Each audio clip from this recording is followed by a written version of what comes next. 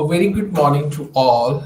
In today's session, we are all going to learn about what is isoquants, what are its types, what is the optimal combination of isoquants, what is the returns to scale, what are its types, what are the factors which influence the returns to scale, whether economies of scale or diseconomies of scales. So in today's session, we are all going to learn about all. So let's begin.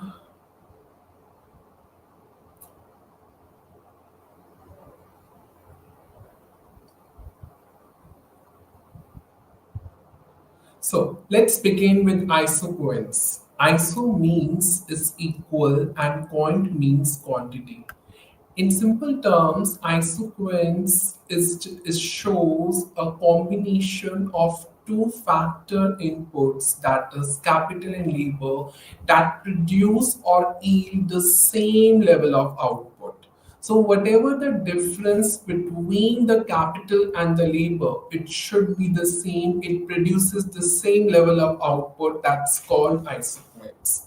Isoquants are also called the iso product curves, which shows a combination of two main inputs that produce the same level of output, and that's called isoquants. In the following tabular representation, if you see the combinations of A to F and the capital rupees in lakhs and the number of labors, so the overall combination of both, it produces the same level of output. It goes on increasing. So that's called isoquant. This is a graphical representation. If you see the isoquants curve, which is the almost on an increasing level to constant, and then it falling towards the number of labors as it increases and the number of capital as it increases. The both should be combined, which produces the same level of output, that is 20,000 units. So these are the points which relate to A to F, which is being using the diagram over here. It's 20, 15, 11, 8, 6, and 5. So using this, the number of labor, these points has been drawn, and accordingly, the assumed that which the isoquant which yield or produces the 20,000 units of production. So this is the shape of the isoquants, which shows that the particular isoquant, that is one IQ1, IQ2, IQ3, even the 4 or 5 diagrams, the shape of the isoquant can be drawn in one diagram, which yield the same level of output, whether it would be 20,000 units, it's 30,000 units, 40,000 units, where the combination of labor and capital will be involved. Let's talk about the features of isoquants, which is a very important topic which involves these features. The first one is downward sloping. As you can see in the above diagram, that the isoquant shape, the shape of the isoquant is downward sloping, and that is the one of the feature of isoquant. Isoquants are downward sloping curves, as if the one input increases, the other input will become decrease or reduce, and that's the main reason it's downward sloping. In other words, there is an inverse relationship between the two inputs, that is capital and labor. So there is no question arise when, okay, there is a positive relationship between the two inputs that produces the same level of output. No, if it is downward sloping, one of the feature, it means you have, if you want to gain one input, the other input should get decreased. That's called downward sloping. The next feature of an isoquant is convex to origin. That's very true that isoquants are convex to the origin, because all the factor inputs are not the perfect substitute. So if the one input will be used, can be substituted by the another input, which is called the diminishing marginal rate of return. As you can see, in the particular diagram is convex to the origin. So if you see the origin part that is in the diagram, the two axes, that is x-axis and y-axis, and the central point would be the origin point. So if you can see the diagram is convex to the origin. As increases that constant, then start declining. So that's called it's convex to the origin, because no combination of inputs can be substitutes. So or perfect substitutes, and that's why one factor input can be substituted by the another factor input, and that's the main reason it's downward sloping. And it's, in other words, we can say it's diminishing marginal rate of return. Next one is do not intersect. If the shape of the isoquant is downward sloping, so there is no, you can say, question arise that they will intersect each other. So that's why the one of the feature of isoquant that they do not intersect each other, whether in the one diagram the two or three shapes of the isoquant curve will be drawn, then also they will not intersect. So two isoquant curve or isoproduct, in other words, do not intersect with each other. So at a particular point of time or a particular level of output, the combination of two inputs will produce the same level of output. If a manufacturer wants to operate a high level of output, then they have to switch off to the higher isoquants, which produces the higher level of output. And that's the main reason that it do not intersect. Whether it's a manufacturer or it's a wholesaler who wants to operate on the higher curve, which produces the high level of output, they have to switch over to the another isoquants which produces the highest level of output, and that's called the one of the third feature, that's do not that two isoquants curve or three isoquants curve or four isoquants do not intersect each other. The next feature is do not touches axis. As you can see in the diagram, if you see the shape of the isoquant, which is a downward sloping, it cannot touches any of the above axis, whether it did not touch the x-axis and it not even touch the y-axis, and that is the one of the feature of the isoquant. It do not touch any of the axis, neither x-axis nor y-axis, as both the inputs produces a given level of output or a given product when we combine the two factor inputs, labor and capital.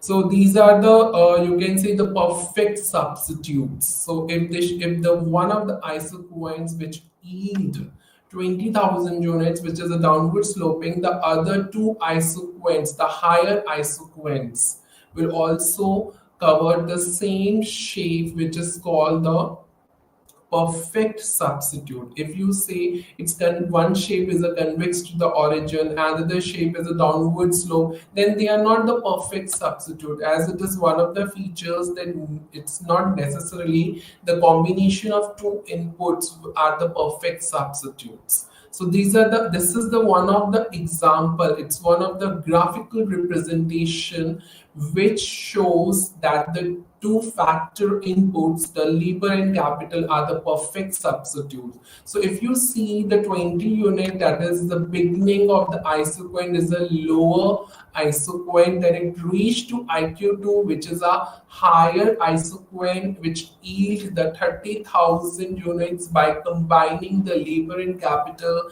So when we reach to IQ3, which is the highest isoquant, that produces the 40,000 units, which is the highest level of output by combining the both factor inputs, that is labor and capital.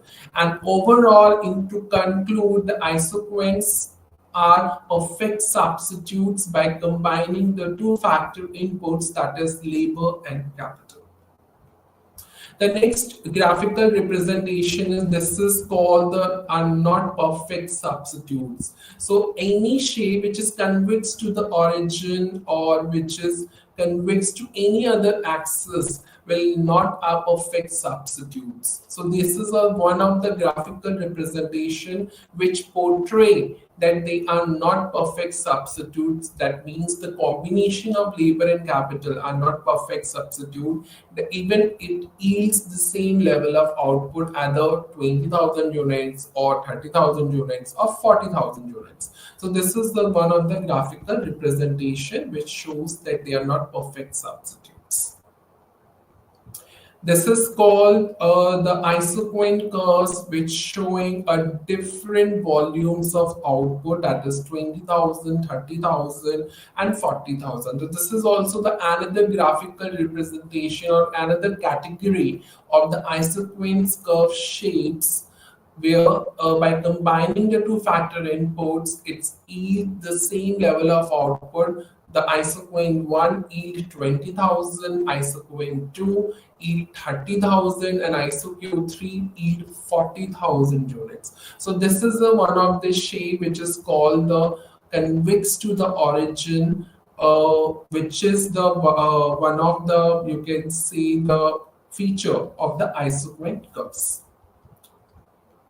The next concept is marginal rate of technical substitution. It is one of the most important topic for this particular subject. So what is the marginal rate of technical substitution? So if one factor input is substituted to produce the same level of output, that's called marginal rate of technical substitution. In other words, we can say if one input can, if any one input or any units of one input can be compensated by increasing or by decreasing the another input to produce the same level of output, and that's called the marginal rate of technical substitution, where there are two inputs. If you gain one, if you gain the units of one input, you have to compensate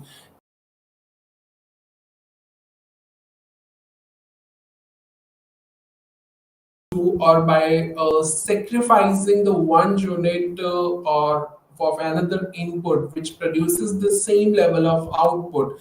That's called the marginal rate of technical substitution. So through the tabular representation, it has been shown it's a combination of inputs, that is E to F. The first one is capital, which is given in rupees and lakhs, and the labor. So it has been given capital is 1 lakh, 2 lakh till so on 6 lakhs. And labor, it is 20, 15, 11, 8, and 6, and 5, and so on. So how to calculate the marginal? It's a difference, the difference of capital and labor. That's called the marginal rate of technical substitution. If you say the combination of A, it blank, because there is no you can see a difference between the labor and capital of the another units.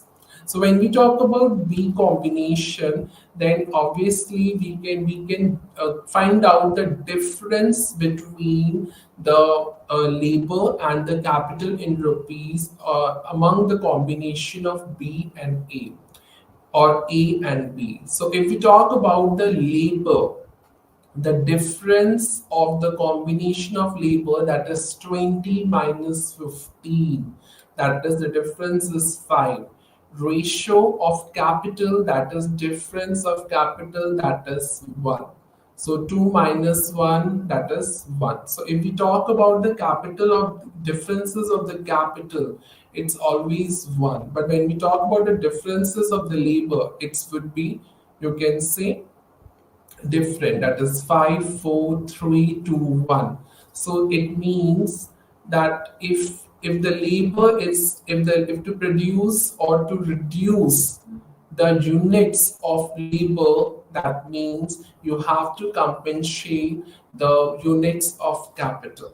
So that's called the marginal rate of technical substitution. Same for the C case. C combination, 15 minus 11, it becomes 4. Then ratio 3 minus 2, it becomes 1. So when we talk about the differences of capital and labor both among the difference, both among different or differs, and that's called the marginal rate of technical substitution. So if you reach it, you can say produces the same level of output, that is 5:1, 4:1, 3:1, 2:1, and 1:1. So at the end, it produces the same level of output, that is 1:1. So that is called the marginal rate of substitution. So in the table, it also represents the ratio between the two, how to calculate the marginal rate of technical substitution. It refers a proportionate change in one unit, that is labor, by a proportionate change in the capital.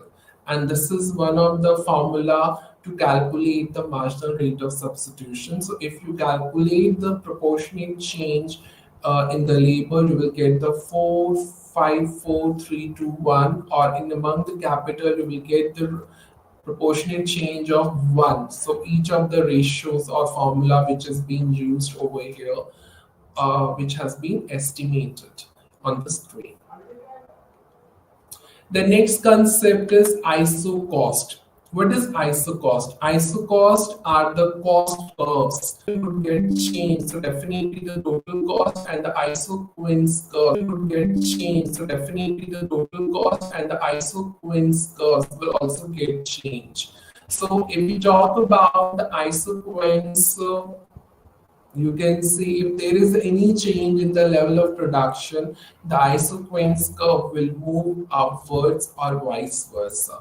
So if you see the isoquants of the labor and by combining the labor and capital, so this is the one of the isoquants curves where if the level of production would get increased, so that is why the isoquants moves upwards and IC1, that is to IC2, IC3, that means 1, 1 to 5, 1.5 to 0.0. So this is the shapes of the isoquants curve. If the isoquant would, if the level of production would get decreased, then isoquants curves will also get downwards. So it becomes that it becomes IC1 to IC2 to IC3. So that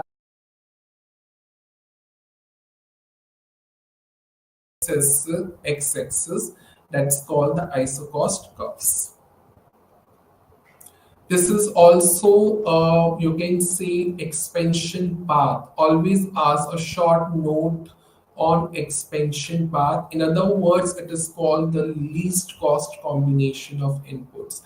If any of the combination of inputs, labor and capital, which produces the least cost, which produces the least level of output, that particular isoquant will called an expansion path.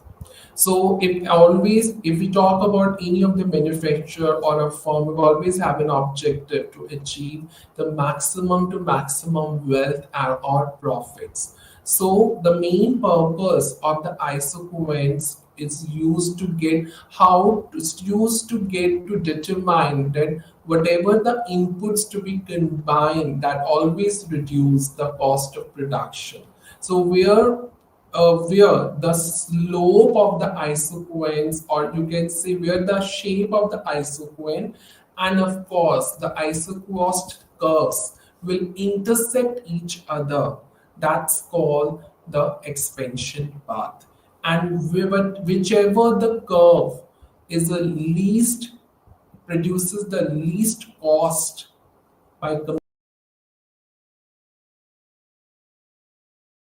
expansion path. So if you can see, there are three isoquants curves and a isocost curves, and the isoquants curve has been drawn which is convex to the origin.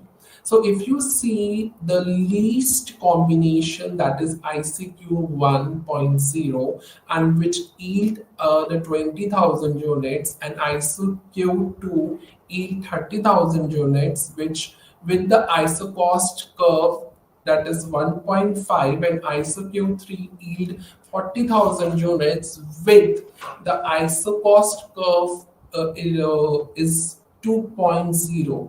If you can see the least cost, that is IC1 which is equal to 1, and isoquant curve that yields 20,000 units. So that particular where the point where these two curves are intersect, that called the least cost combination of inputs, which is the beginning of the expansion path. What is expansion path? To expand the level of production with to reach out the higher level of output, which is called the 30,000 units or 40,000 units. So once the both curves will intersect and beginning to the least cost of combination to the higher to highest, and that arrow, that curve, that the interaction of the points are called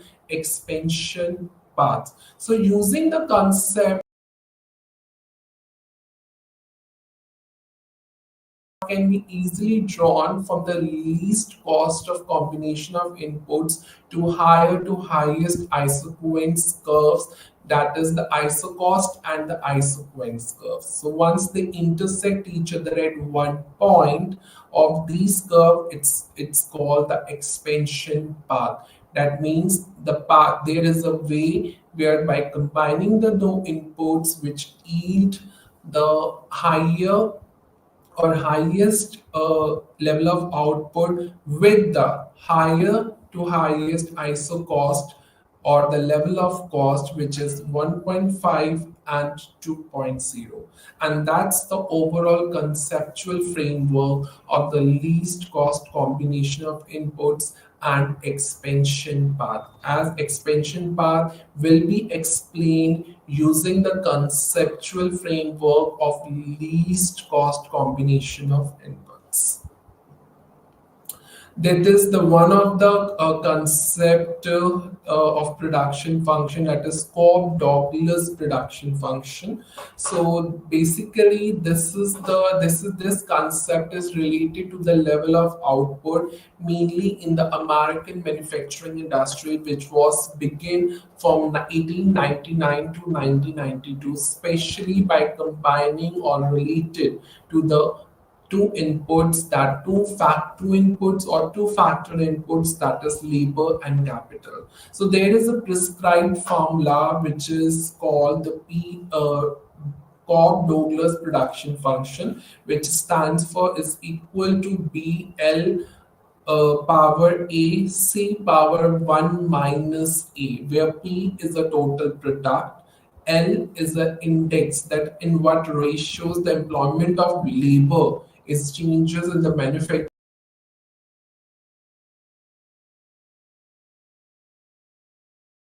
or the changes of the fixed capital in the manufacturing industry. And that's called PLC, where the Cobb-Douglas is a one of the, you can see, the authors, the economist who has put such or who has developed this production function concept related to output, which is mainly related to the American manufacturing industries till 1992. So when we talk about in the formula A1 minus A, these are the called the elasticities of the production, that how frequently the changes, how much the rate of responsiveness they will give to the factors of inputs that yield the same level of output, and that's called the elasticities of production.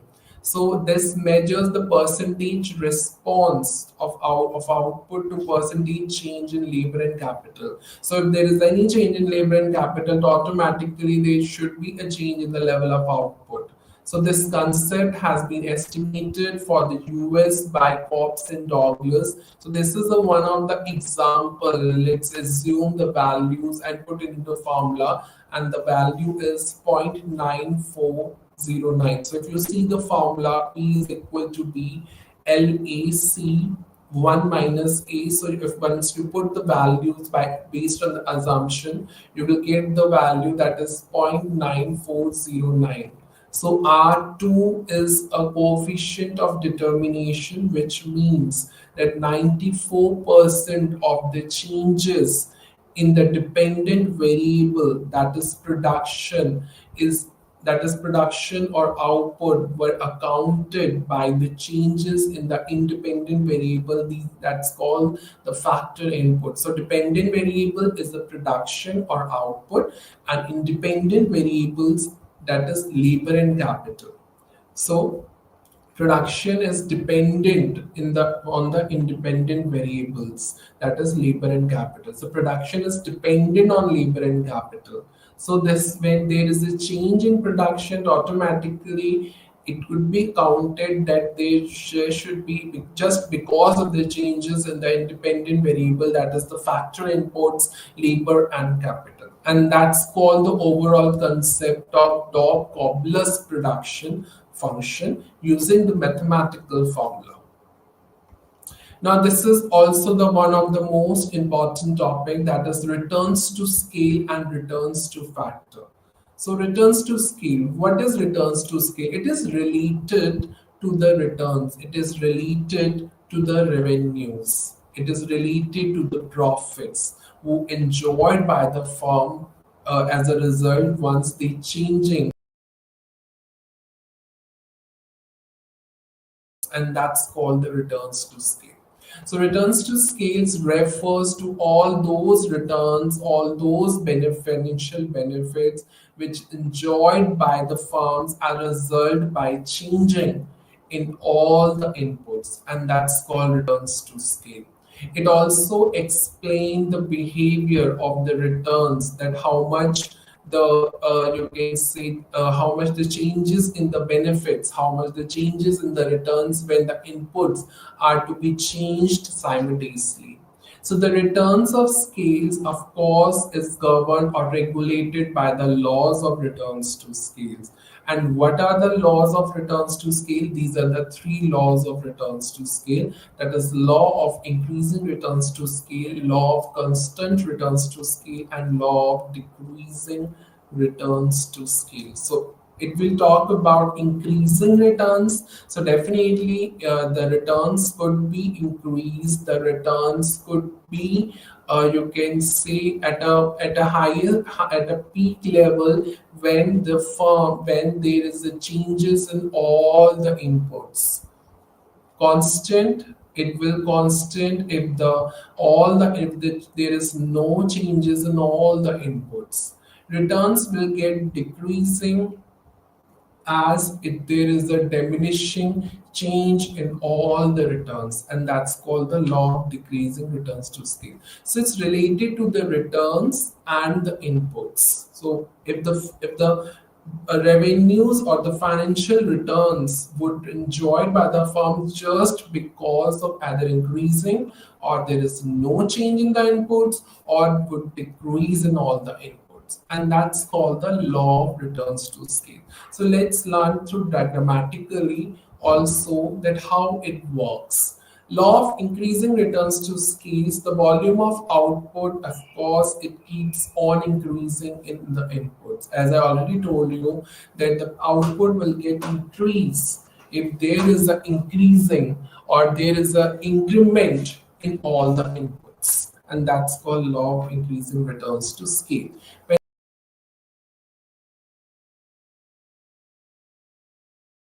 Constant, there is no change in any of the labor or capital, and that's called law of constant returns to scale.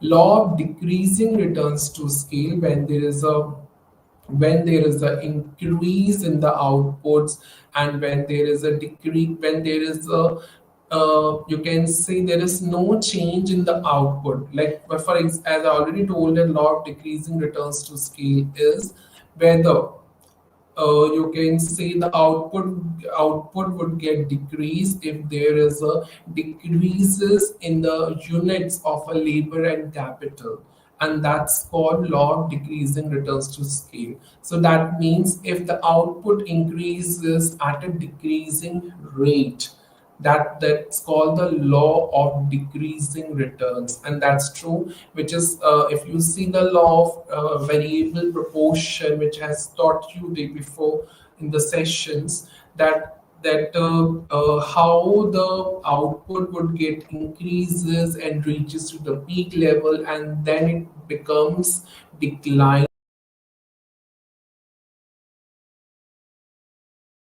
increasing returns, where output is increasing by combining the two factors but at a decreasing rate. So it means if you either increase in inputs, it does not lead to a increase in outputs. So it means whatever there should not be a proportionate change in inputs and output. For example, if the output increases, though it will increase at a decreasing rate only, and that's called the law of decreasing returns to scale. If you see in the tabular representation, the capital has been shown in units, labor has been shown its units, even the percentage of increase in both units, even the output is also being shown, the percentage of increase in output has been shown. So how when you see the table, how this law is applicable? That means if you check on the percentage of increase in both inputs and output, if it becomes 100 to 140, it's called increasing returns to scale. As I already told you, that there is an increase in labor, there is an increase in capital, then definitely it's called increasing returns to scale. But when we talk about there is a change in the output and both are equal, both are constant, that means 100 and 100, that's called the law of constant returns to scale. But when we talk about the law of decreasing returns to scale, that's true, the output is increasing or decreasing, but ultimately it also influences the output, but the output is declining. So that law is called the law of decreasing returns to scale. If you see on the screen in tabular representation, 100 to 50, that's called the law of decreasing returns to scale. So this is how you can explain these three laws: increasing returns, constant, and decreasing, through the tabular representation also.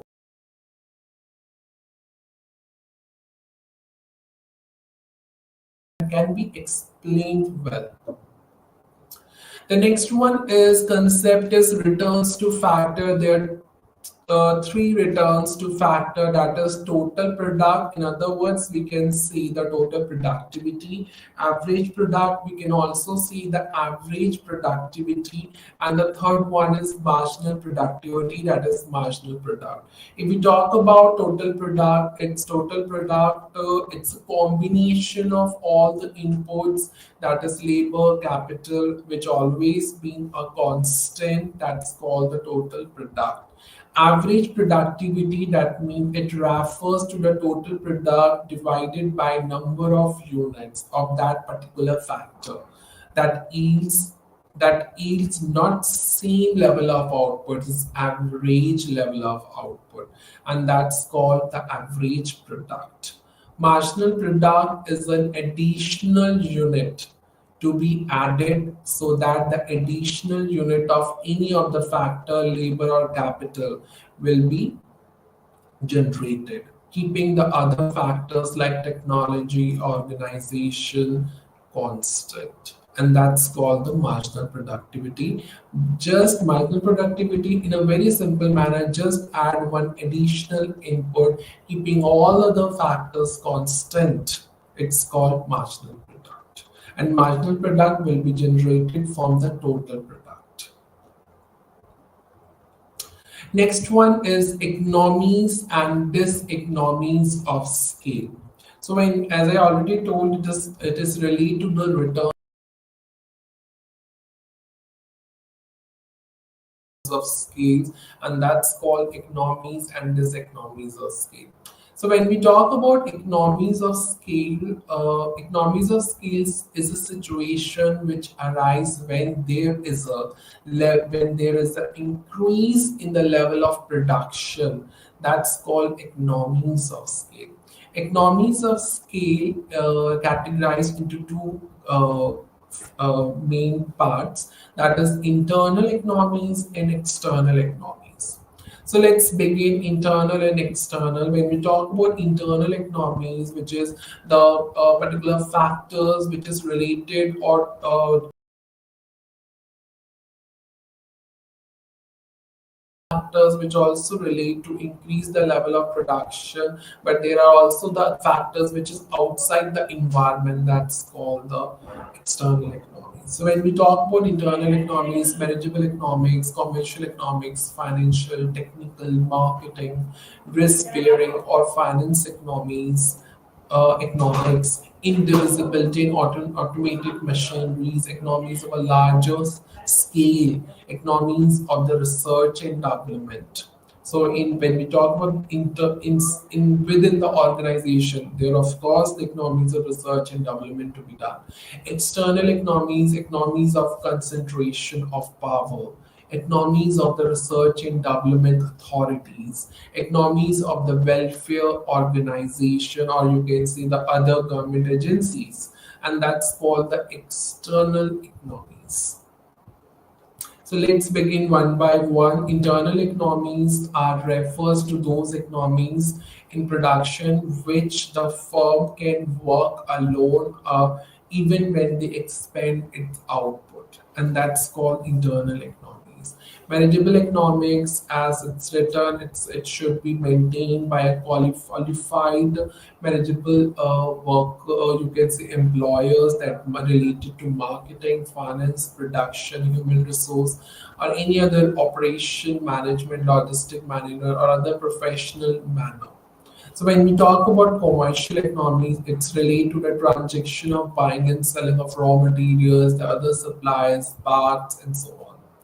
Financial economies, it's related to the created facilities to be taken on from the financial institutions to cover up the capital expenditure or any other working capital requirements for any of the projects.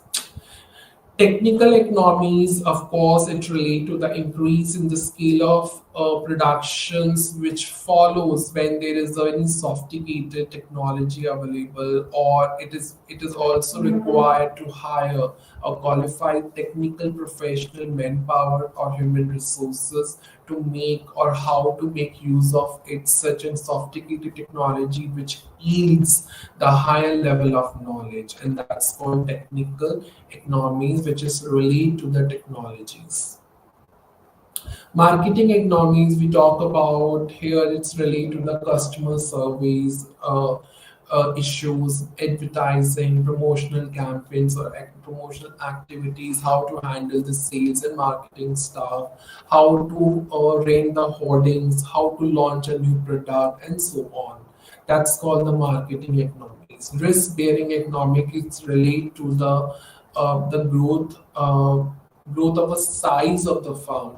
So of course, when the size of the firm it would get increased, so there is a risk involved as well. So definitely, insurance company will cover up such risk by you can see giving you can see risk free tool, which is always a first priority of the organizations and as well as the insurance companies towards such organizations.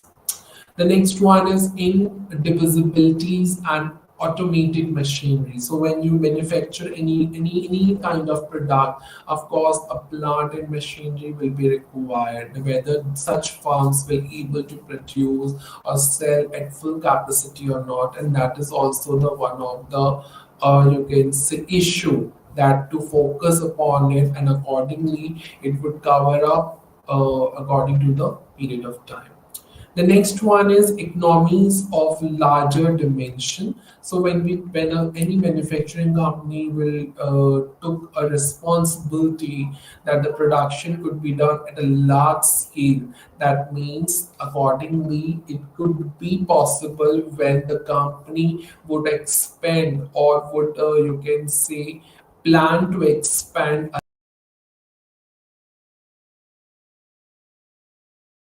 could be done at a large scale. The next one is economies of research and development. So when there are plenty of organizations like Dr. Reddy Labs, Hindustan Lever, who spend heavily on research and development.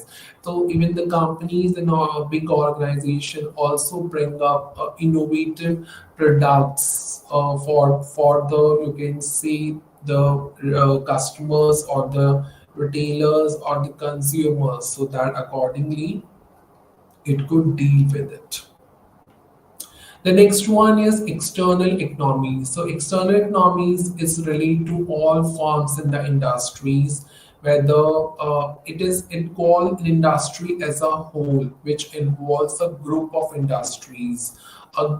Just because there is a growth of the ancillary industries.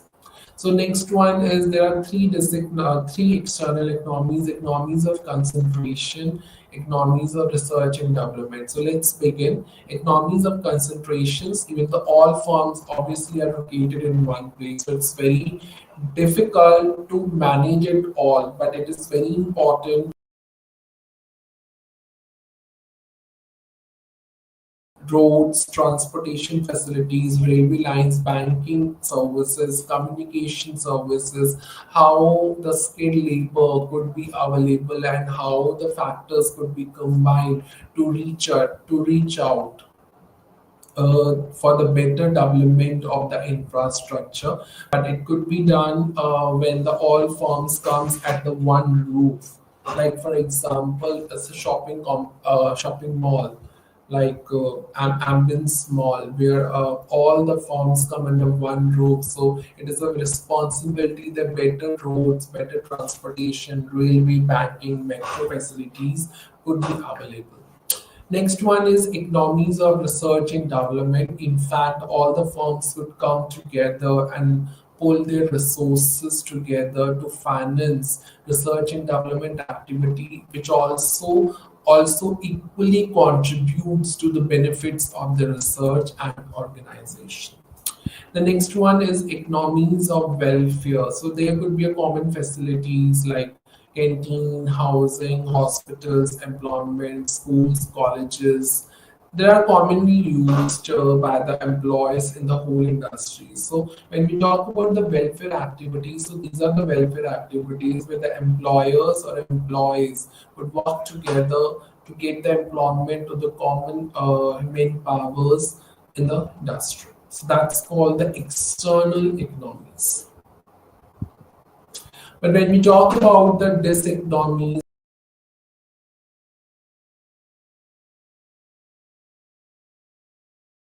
problems of planning, coordination, communication, control. These problems will always occur by the firms when they grow in size, when their average cost, that means average product, would get increasing, and sometimes these problems would also occur when the firm may also get collapsed and there is a time to wind up the firms. So such issues, such problems are called diseconomies. So it can be manageable in nature, it could be managed, or if it managed, it's well good for the organization. If it's not managed, then it would be it would be get into a result in collapse. So that's called diseconomies. Next concept is cost analysis. So when we talk about the cost, so it is very important to understand the cost. So cost is not related to monetary only. Okay, if there is a measure in terms of money, it's cost. No, it could be non-monetary as well, like the cost involved in pollution, noise, traffic congestion, which all always be considered or add up into a cost concept. So let's begin. What is cost exactly? Cost refers to all those expenditure we incur to produce a particular product or service that called cost. So all cost involve a sacrifice of some kind or other to get or to acquire some benefit. For example, I want to go to a hospital, so definitely I have to maintain myself to sacrifice money for the hospital to cover up the hospital expenditure for own self. Like for example, if I want to get medicine from a Medicare shop, so definitely I will be well prepared to myself to sacrifice my money to buy medicines for myself, and that's called cost. So cost refers to all those expenditure which incur to produce a particular product and service that called cost. Cost may be monetary, may not be non-monetary. It could be tangible, it could be intangible. It depends upon the subjectivity or objectivity in nature. Social cost will also be involved, because it involves about the social welfare of the people, which always the cost related or involved in the pollution, covering up the pollution issues, noise or traffic conception, or any other cost that involved and always include in the cost concept. So this is called the cost. So these are the cost possible, you can say variations or the more concepts in the cost, that is long run, short term cost, fixed and variable, semi fixed or semi variable, marginal cost, explicit or implicit cost, out of pocket or book cost, replacement cost versus historical cost, past cost, future cost, separable cost, joint cost, urgent and postponable costs. So these are the cost which will the possible variations to be involved in the cost.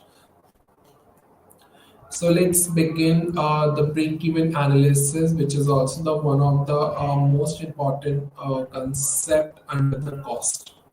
So, of course, for any business or for any organization, always a profit maximization is a major goal.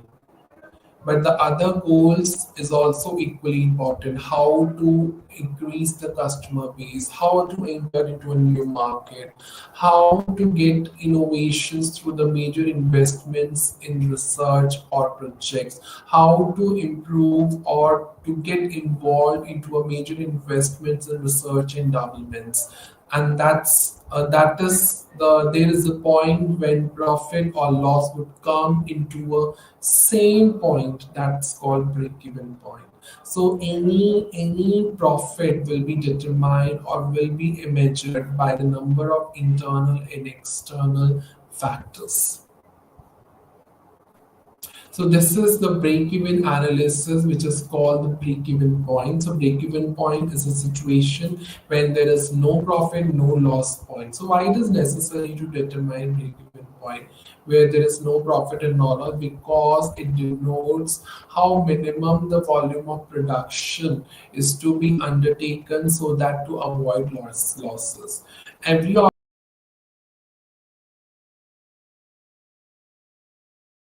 to the losses, it is always to stop the production at a mid and at a point where there is a situation that the organization could earn profit or losses. So that is the main reason that the break-even point is a situation where the organization and firm doesn't face any losses, and such analysis is called the analysis of the break-even point. So break-even point is defined the how to analyze the cost, how it impacts on the revenues and the size of the firm. So it is, in other words, it is called the cost volume profit analysis, where the firm is always says or always said the break-even point. It always refers to total revenue which is equal to the total cost.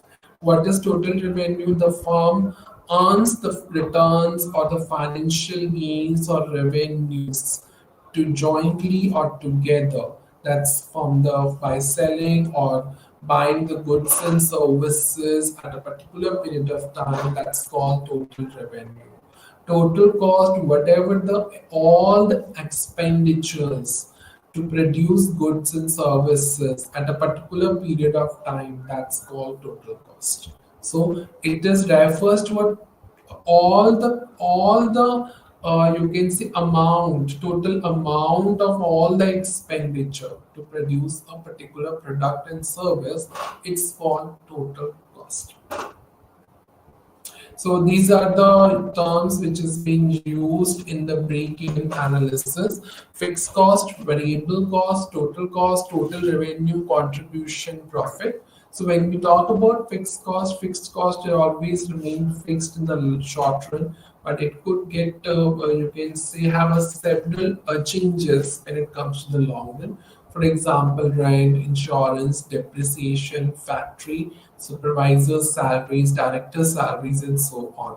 So when we talk about the variable cost are those costs which are not fixed in the short run, but it would get changes over the changes in the expenditure, and that cost is called variable cost. It include the cost of direct material, direct labor, direct expenses, operating supplies such as lubricating oil and so on, which is mainly used for the machinery and the plants. When we talk about the total cost, it's a combination of fixed and variable cost.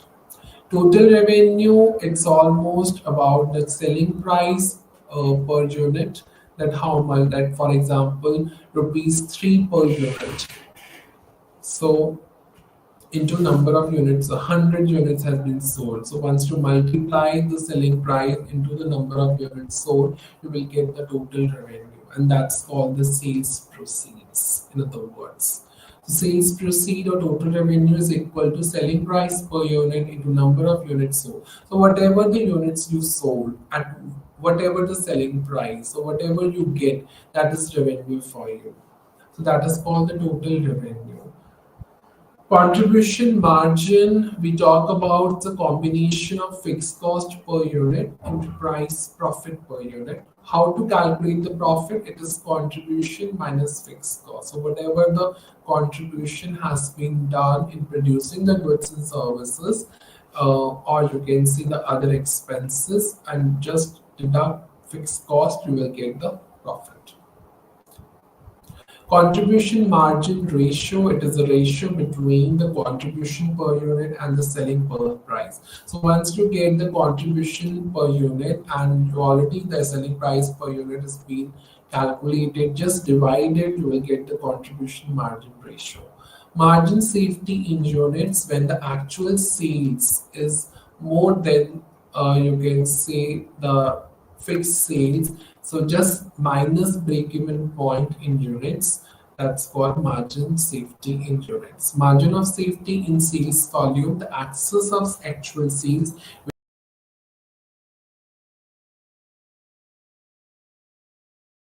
point in rupees. Angle of incidence, whatever the shape of the you can see curve, whichever is formed where total cost cuts the total revenue. So in the diagram, the total cost curve has been drawn and total revenue curve has been drawn.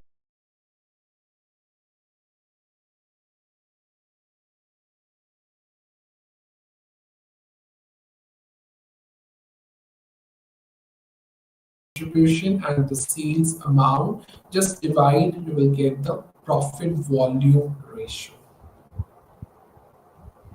So this is a graphical representation. So these are the steps has been given to you.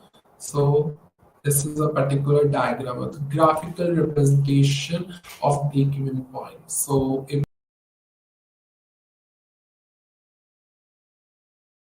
and we will talk about the total revenue which is and the total cost which is all being shown over here, which begins from the y-axis. So when we talk about you can see the point which is being touched when the total revenue and total cost will intersect that point, any point. That point is called break-even point, where is a situation where there is no profit and no loss. So once we have a difference between the total cost and the total, you can see the red line, which is called the outer profit line, with the whatever the difference between the total cost and the total profit line, that's called the total fixed cost, and whatever the difference above the profit line, which is called the total variable. Total cost and total revenue above the break-even point, that is the profit zone. So when we talk about whatever the difference or whatever the gap below the profit line between the total revenue and the total cost is the loss zone. So whatever the difference between the profit zone and the total cost, it ranges to it refers to total fixed cost, or whatever the profit red line below, that's called the total variable cost. And when we talk about on the x-axis, the volume of production or the sales would be shown, and on the y-axis, cost and revenue. So when we talk, as I already told, break-even point, when the total cost cuts the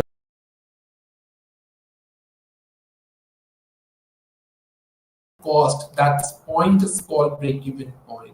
So above the break-even point, profit zone; below the break-even point, loss zone. Whatever the red line, which is called a profit zone line. So the difference of total cost and that particular profit line is total fixed cost, and above the profit line, red line, which shows the total variable cost. So this is overall a graphical representation of break-even point. These are the applications that is taken by decision, how to choose a product mix when there is a limiting factor, how to drop and add decisions when a company add a new products to their product range, or how do they drop off the old ones to keep a balance into a changing demand or into a changing environment. So this is a break-even point. Selling price is equal to fixed cost plus variable cost plus profit. Selling price minus variable cost, that is fixed cost plus profit, which is also called contribution, as contribution is all equal to fixed cost plus profit. Contribution per unit, that is selling price per unit minus variable cost per unit. And this is a way that how you study the fixed and variable cost depending upon the nature, and how you calculate the break-even point mathematically. So these are the formulas has been given: break-even point, fixed cost by contribution margin per unit, or in other words, how to calculate the contribution margin per unit, that is the selling price minus variable cost per unit.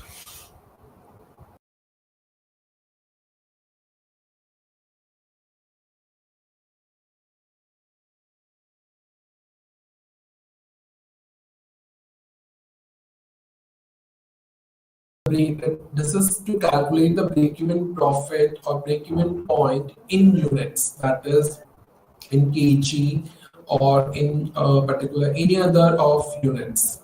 But when we talk about the break-even point in value, that is in rupees, that this is the formula to be used: fixed cost by contribution margin ratio.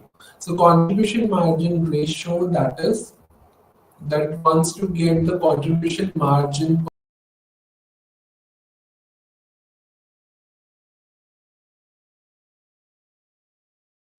There are different formulas to be used over here, that is profit volume ratio. So this is a three main formulas: the contribution by sale, or fixed cost into sale by sales minus variable cost, or fixed cost by PV ratio, that is for profit volume ratio. How to calculate the margin of safety, that is profit by PV ratio. How to calculate the volume of sales when it's to achieve the any amount or targeted amount of profit, that is fixed cost plus targeted profit by contribution margin.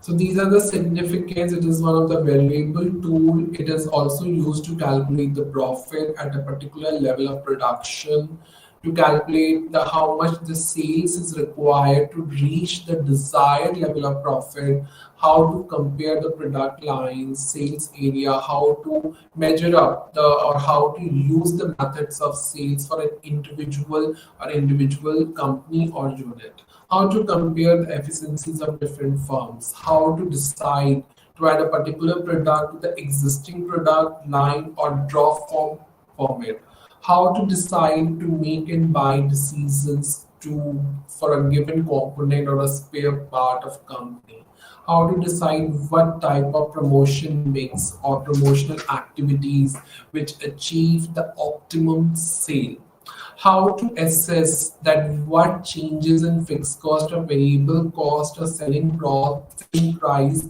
will be taken or considered on break-even point and profits during a given period. So what would be the impact of changes in overall cost, that is fixed and variable and selling price, when it comes to reach or break-even point, and of course the profits during a given period. So that's it for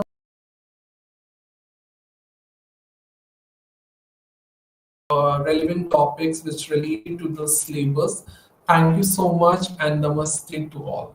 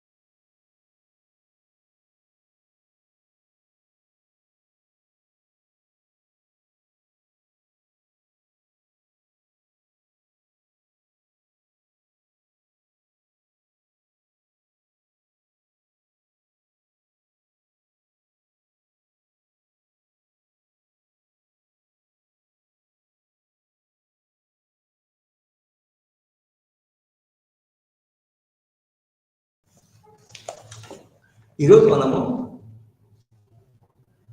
రాజ్యాంగానికి, మన భారత రాజ్యాంగానికి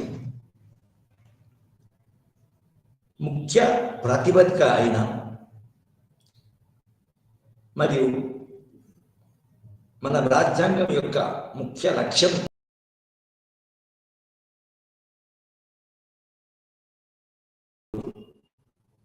చదువుతున్నాం. నిజానికి ఆధునిక కాలంలో ప్రతి రాజ్యాంగము, ప్రతి దేశం యొక్క రాజ్యాంగము కొన్ని హక్కులు కలిగి ఉంటుంది. అది ముఖ్యంగా మన ఈ వెస్ట్రన్ కంట్రీస్లో ఎక్కడైతే డెమోక్రసీ ప్రారంభమైందో, ఎక్కడైతే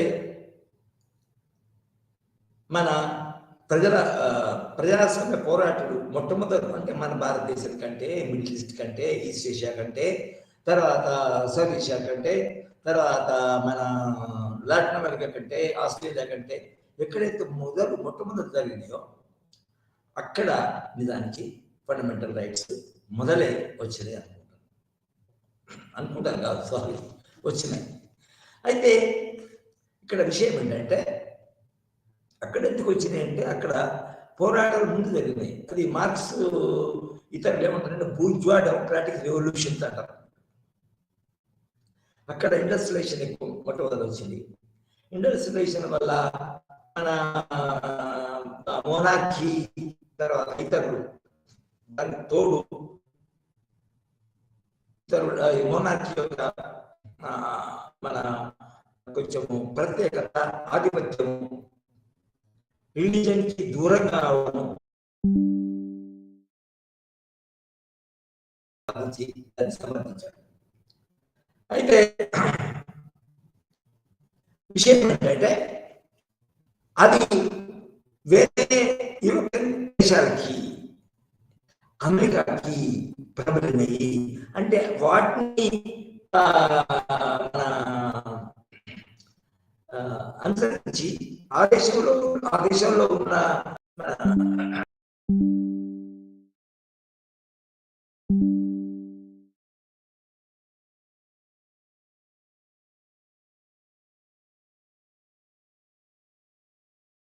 ఇక్కడ విషయం ఏంటంటే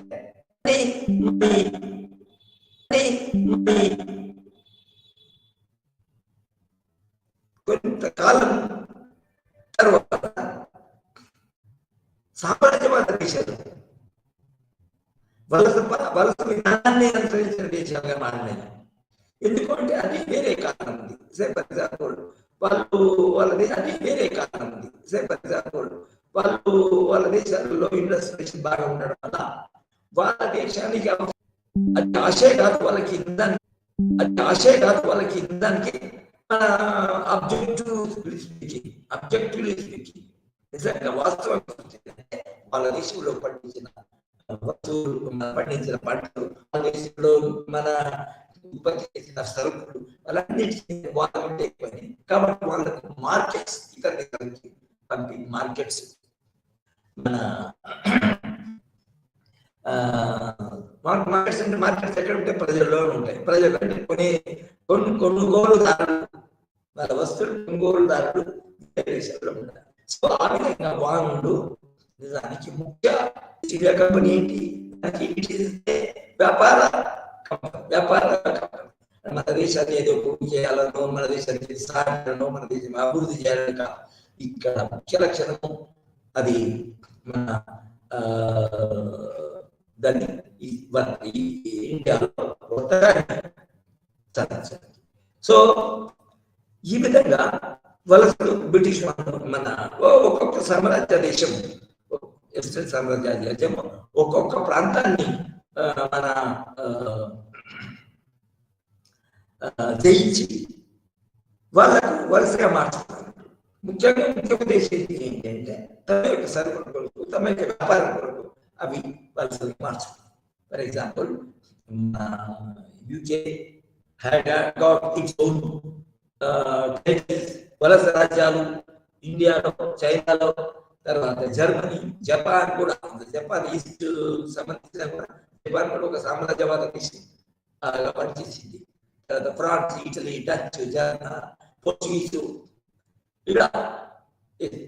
అయితే ইকাটো వచ్చినప్పుడు আৰু কিছুমানৰ কি হৈছে দ্বিপক্ষীয় প্ৰণালীও দেখা গৈছে।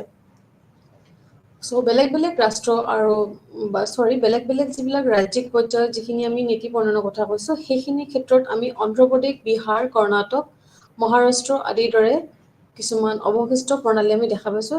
সেইবিলাক হৈছে কিছুমান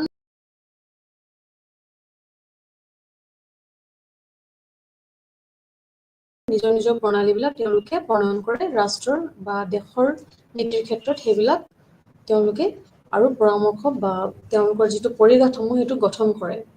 সো আমাৰ কনষ্টিটিউশ্যনত কি আছে, কিছুমান আমাক সুবিধা প্ৰদান কৰিছে যাৰ জৰিয়তে আমাৰ প্ৰতিখন ৰাজ্যই কমেও এটা সদন থাকিব লাগে। সো এই বিষয়টো আমাৰ সংবিধানে আমাক প্ৰদান কৰিছে, যিহেতু প্ৰতিখন ৰাজ্যতে আমাৰ এখন এখন সদন আছে বা সদন থাকিব লাগে বুলি এটা বাধ্যকতা আমাৰ সংবিধানে দিছে। সো ইয়াৰ পৰা কি হ'ব, যিখিনি আঞ্চলিক সমষ্টি আছে সেই আঞ্চলিক সমষ্টিসমূহৰ পৰা সাৰ্বজনীনভাৱে যিখিনি প্ৰাপ্তবয়স্ক ফ্ৰেঞ্চাইজ আছে তাৰ জৰিয়তে এটা প্ৰত্যক্ষ নিৰ্বাচনৰ দ্বাৰা 60ৰ পৰা যিজন 500জন সদস্যক লৈ গঠিত এটা বিধানসভা তেওঁলোকে ক্ৰিয়েট কৰিবলৈ আমাৰ সংবিধানৰ জৰিয়তে আমি এটা নিৰ্দেশ পাইছো। আৰু প্ৰতিখন হেৰিতে কি হয়, আমাৰ আইনী সদস্য থাকিব লাগিব আৰু পৰিষদৰ যিখিনি পৰোক্ষভাৱে নিৰ্বাচিত কৰা হয় সেই নিৰ্বাচনতো একক স্থানান্তৰযোগ্য ভোটৰ জৰিয়তে আৰু এটা সমানুপাতিক প্ৰতিনিধিত্ব মুখ্য অনুসাৰে তেওঁলোকে গোটেই বস্তুখিনি আইনৰ সদস্যৰ জৰিয়তে কামবিলাক সম্পাদন কৰিব লাগিব। তাৰপিছতে দেখা গৈছে যে ষ্টেট লেজিসলেচাৰত কি হয়, ৰাজ্যপালৰ দ্বাৰা আগতে কিছুমান কাম তেওঁলোকে যিবিলাক নাকচ কৰে বা বিধানসভাত যিখিনি তেওঁলোকৰ কাৰ্যপ্ৰণালী থাকে সেইবিলাক অনলি 5 year কাৰণে দিয়া হয় বা 5 বছৰৰ কাৰণে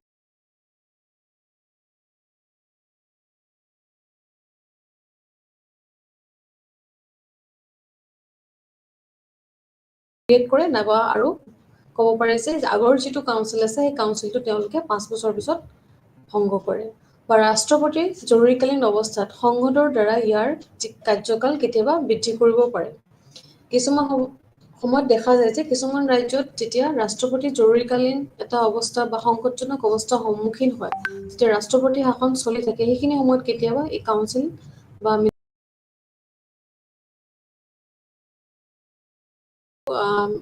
এটা ম্যাদ থাকে 5 বছৰৰ কাৰণে, সেই ম্যাদটো কেতিয়াবা ৰাষ্ট্ৰপতি কাৰ্যকালটো বৃদ্ধি কৰিব পাৰে জৰুৰীকালীন সংকটৰ সময়ত। তাৰপিছতে আমি দেখা পাইছো আমাৰ নেক্সট টপিকটো হৈছে লেজিসলেচাৰ বা লেজিসলেটিভ প্ৰচিডিউৰ। এই লেজিসলেটিভ প্ৰচিডিউৰত কি হয়, ৰাজ্যখনত যিহেতু ৰিগাৰ্ডিং আমি বেলেগ বেলেগ ধৰণৰ ষ্টেট বা যিখিনি আমাৰ ফ্ৰেমৱৰ্ক ক্ৰিয়েট কৰা হয় সেই ফ্ৰেমৱৰ্কৰ ভিতৰত ইয়াত প্ৰচিডিউৰবিলাক আমি চাবলৈ পাম। প্ৰথমতে ফাৰ্ষ্ট প্ৰচিডিউৰটো দিয়া হৈছে ৰিগাৰ্ডিং মানি বিল, অৰ্থাৎ মানি বিলৰ জৰিয়তে কেৱল লেজিসলেটিভ এছেম্বলি উৎপন্ন হ'ব পাৰে আৰু পৰিষদতো নহয়। ইয়াতে দেখা যাইছে যে এ মানি বিল can originate only in the legislative assembly and not in the council. So ইয়াতে আমি মানি বিলৰ কথা ফাৰ্ষ্ট প্ৰচিডিউৰত মেনশ্যন কৰিছে ৰিগাৰ্ডিং মানি বিল।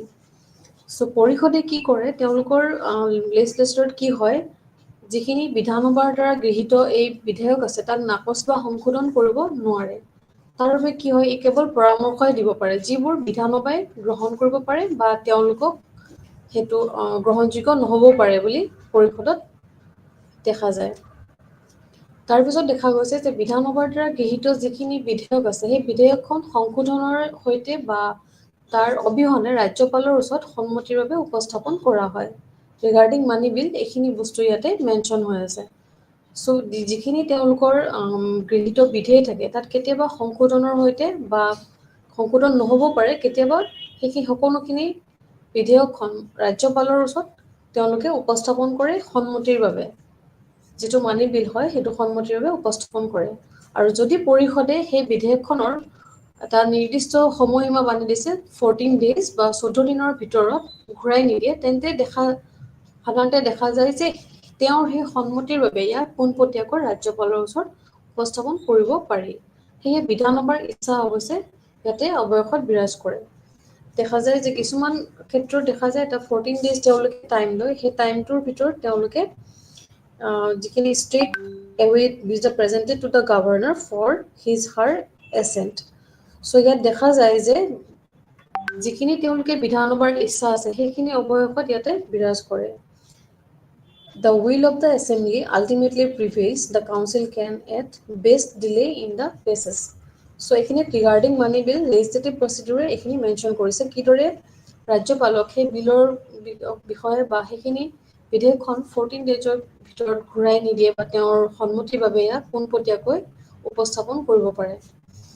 তাৰ পিছতে দেখা গৈছে নেক্সট টপিকটো হৈছে state procedure legislative procedure next যি প্ৰচিডিউৰটো কথা আমি মেনশ্যন কৰিম এইটো ইয়াতে দেখাইছে যে কিদৰে এখন বিধেয়ক যিকোনো সদনতে উদ্ভৱ হ'ব পাৰে উচ্চ সদন হওক বা নিম্ন সদন হওক যিকোনো সদনতে এখন বিধেয়ক উপস্থাপন হ'ব পাৰে বা উদ্ভৱ হ'ব পাৰে ৰিগাৰ্ডিং এনি বিল আদাৰ দেন এ মানি বিল সো এইটো এটা লেজিসলেটিভ প্ৰচিডিউৰ যাৰ জৰিয়তে বিধানসভাৰ দ্বাৰা এখন বিধেয়ক গৃহীত হয় আৰু পৰিষদে সেই বিধেয়কখন নাকচ কৰিব পাৰে আৰু ইয়াক সংশোধনৰ বাবে বা সংশোধন কৰিম বুলি বা ইয়াক আৰু বেলেগ ধৰণৰ কিবা বিধেয়ক আৰু ইয়াতে সন্নিৱিষ্ট কৰিব পাৰে নেকি সেই গোটেইখিনি তেওঁলোকে ভাবি চিন্তি এটা নিৰ্দিষ্ট সময় 3 মাহ সময় লয় যাত এই 3 মাহৰ ভিতৰত তেওঁলোকে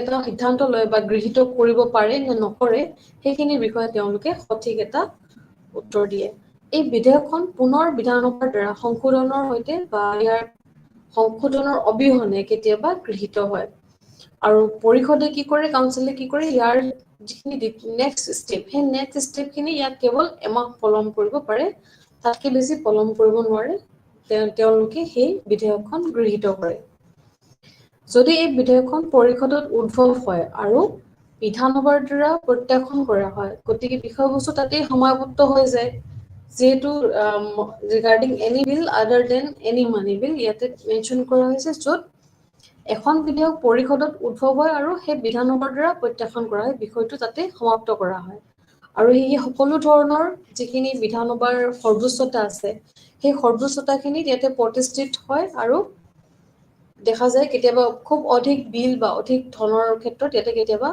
এটা সৰ্বোচ্চতা তেওঁলোকে বিধেয়কখন পায় আৰু সেই বিলটো গৃহীত হোৱা দেখা যায় তাৰ পিছতে দেখা গৈছে যে গভৰ্ণৰ্ছ ভেটো তো লেজিসলেটিভ প্ৰচিডিউৰ নেক্সট থাৰ্ড পইণ্টটো হৈছে গভৰ্ণৰ্ছ ভেটো বা ৰাজ্যপালৰ যিখিনি গৃহীত এখন বিধেয়ক আছে তাৰ দ্বাৰা তেওঁলোকে সেই সন্মতি উপস্থাপন কৰিব পাৰে so if when a bill is passed by the state legislature it presented the governor for his her assent so তেওঁৰ সন্মতি বস্তুখিনি গোটেই বিধেয়কখন সংসদত উপস্থাপন কৰা হয় আৰু ফাৰ্ষ্ট ষ্টেপটো দেখা হৈছে যে ৰাজ্যপালে বিধেয়কখনত আইনত পৰিণত কৰিব পাৰে তেওঁ যিখিনি ক্ষমতা আছে ৰাজ্যপালৰ সেই গভৰ্ণৰ্ছ ভেটো বা যিটো আমি ৰাজ্যপালৰ ক্ষমতা বুলি কওঁ এই গভৰ্ণৰ্ছ ভেটোত কি হয় ৰাজ্যপালে বিধেয়কখন তেওঁ পৰিণত কৰিব পাৰে এটা আইন হিচাপে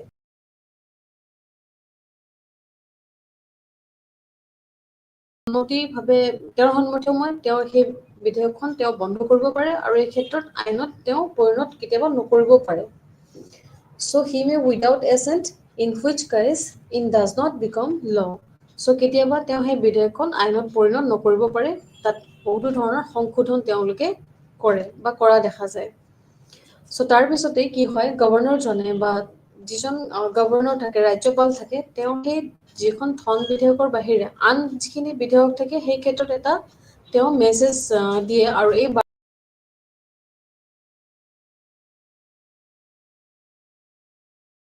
so মানি বিলটো ৰিটাৰ্ণ কৰিব পাৰে the bill with a message এখন তাৰ নিৰ্দিষ্ট বাৰ্তা এটা প্ৰণয়ন কৰি তেওঁলোকে কেতিয়াবা সেই বিধেয়কখন ৰিটাৰ্ণ কৰিবলৈ বা ৰিটাৰ্ণ কৰি দিব পাৰে তাৰ পিছতে গভৰ্ণৰ্ছ ভেটোত আমি নেক্সট ষ্টেপটো আমি দেখা পাইছোঁ যে কিদৰে ৰাজ্যপালে ৰাষ্ট্ৰপতিৰ বিবেচনাৰ বাবে এখন প্ৰণয়ন কৰে এখন বিধেয়ক প্ৰণয়ন কৰে আৰু সেই বিধেয়কখন সংৰক্ষণৰ বাবে তেওঁ ৰাষ্ট্ৰপতিৰ ওচৰত সেইটো আবেদন কৰে তাৰ পিছত দেখা যায় যে গভৰ্ণৰ্ছ ভেটোত যিখিনি অধ্যাদেশ জাৰি কৰাৰ থাকে তাৰ এটা তেওঁলোকৰ নিৰ্দিষ্ট কিছুমান ক্ষমতা দিয়া থাকে গভৰ্ণৰজনক বা ৰাজ্যপালজনক তাক আধ্যাদেশ জাৰি কৰাৰ এটা ক্ষমতা তেওঁ প্ৰদান কৰা হয় যেতিয়া এই আইনসভাত গোটেইখিনি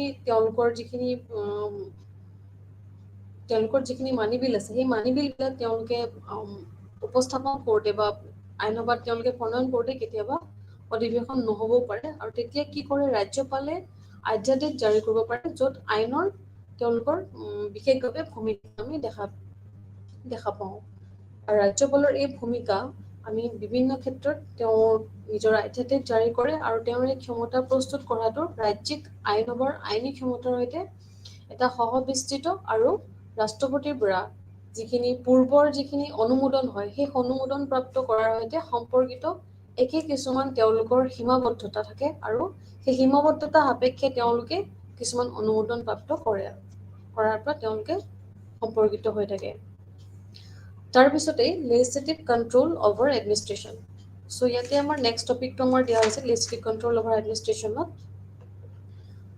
এই লেজিসলেটিভ কন্ট্ৰোল অভাৰ এডমিনিষ্ট্ৰেশ্যনত আমি কেইবাটাও ইয়াতে ষ্টেপ দেখা পাইছোঁ তো ফাৰ্ষ্ট ষ্টেপটো হৈছে এছেম্বলি কুৱেশ্যনছ চ' এছেম্বলি কুৱেশ্যনছ বুলি ক'লে আমি বিধানসভাৰ সদস্যসকলৰ চৰকাৰৰ পৰা কিছুমান প্ৰশ্ন সোধাৰ অধিকাৰ আছে বিভিন্ন ধৰণৰ তেওঁলোকৰ সদস্যসকলৰ বিভিন্ন ধৰণৰ প্ৰশ্ন থাকে ডেফিনেটলি এখন বিধানসভাত তেওঁলোকৰ যিবিলাক মেম্বাৰ থাকে তেওঁলোকৰ প্ৰতিজনৰে বেলেগ বেলেগ প্ৰশ্ন থাকে আমি যিহেতু সচৰাচৰ দেখি আহিছোঁ সেই গোটেইবিলাক আমি এছেম্বলি আৱাৰ যিটো সময় হয় সেইখিনি সময়ত তেওঁলোকৰ সেই প্ৰশ্ন সোধাৰ এটা সময় থাকে বা এছেম্বলি কুৱেশ্যনছ বুলি কওঁ যিটো আমি এই যিটো ছিষ্টেম এই সঁজুলিটোৱে চৰকাৰক ইয়াৰ যিখিনি ভৰি আঙুলিৰ ওপৰত ৰাখে আৰু গোটেই বস্তুখিনি নিশাকৈ চাবলৈ আমাৰ এটা ষ্টেপ এটা দিয়া হৈছে য'ত বিধানসভাত সকলোবিলাক সদস্যই তেওঁলোকৰ মনৰ যিটো ভাৱ সেই ভাৱটো প্ৰকাশ কৰিব পাৰে আৰু চৰকাৰৰ যদি ক'ৰবাত দুৰ্বলতা দেখা পায় বা তেওঁলোকৰ যদি ক'ৰবাত কিবা অলপ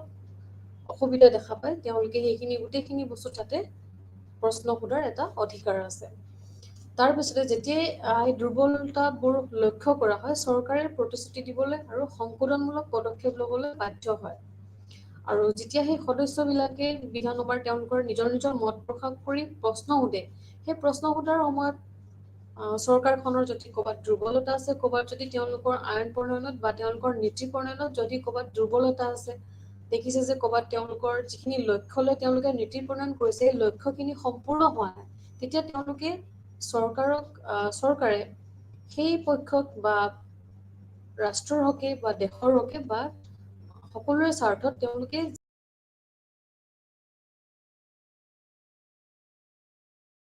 এটা প্ৰতিশ্ৰুতি দিবলৈ বাধ্য হয় আৰু তাত যিখিনি সংশোধন কৰিব লাগে সেই সংশোধনবিলাক কৰিবলৈ তেওঁলোকে নিৰ্দিষ্ট পদক্ষেপ এই বিধানসভাৰ জৰিয়তে তেওঁলোকে লয় তাৰপিছতে আমি দেখা পাইছোঁ যে ডিছকাশ্যন বুলি এটা টপিক আছে সেইটো হৈছে লেজিসলেটিভ কন্ট্ৰোল অভাৰ এডমিনিষ্ট্ৰেশ্যনৰ নেক্সট টপিক তো লেজিসলেটিভ কন্ট্ৰোল অভাৰ এডমিনিষ্ট্ৰেশ্যনত আমি ছেকেণ্ড টপিকটো হৈছে ডিছকাশ্যন ইয়াত আমি লেজিসলেটিভ কন্ট্ৰোল আৰু এডমিনিষ্ট্ৰেশ্যনত যিখিনি প্ৰশাসনত আমি কেনেদৰে এটা কন্ট্ৰোল আনিব পাৰোঁ নিয়ন্ত্ৰণ আনিব পাৰোঁ সেই নিয়ন্ত্ৰণ বিষয়ে আমি জানিলে বিশেষভাৱে আমাৰ গুৰুত্বপূৰ্ণ কিছুমান টপিক আমাৰ চেপ্টাৰত অন্তৰ্ভুক্ত কৰা হৈছে চ' এই ফাৰ্ষ্ট টপিকটো আমি যিহেতু কৈছোঁ যে এছেম্বলি কুৱেশ্যন আৱাৰ বুলি এছেম্বলিত এটা আমাৰ সময় থাকে সেইখিনি সময়ত এই প্ৰশ্নৰ তেওঁলোকে বিভিন্ন সদস্য বিভিন্ন দলৰ ব্যক্তিয়ে বিভিন্ন তেওঁলোকৰ মত পোষণ কৰে বা চৰকাৰক উদ্দেশ্যে বা চৰকাৰৰ বিপক্ষে হওক বা তেওঁলোকৰ নীতি নিৰ্ধাৰণ যিবিলাক দুৰ্বলতা আছে দুৰ্বলতাবিলাক সংশোধন কৰিবলৈ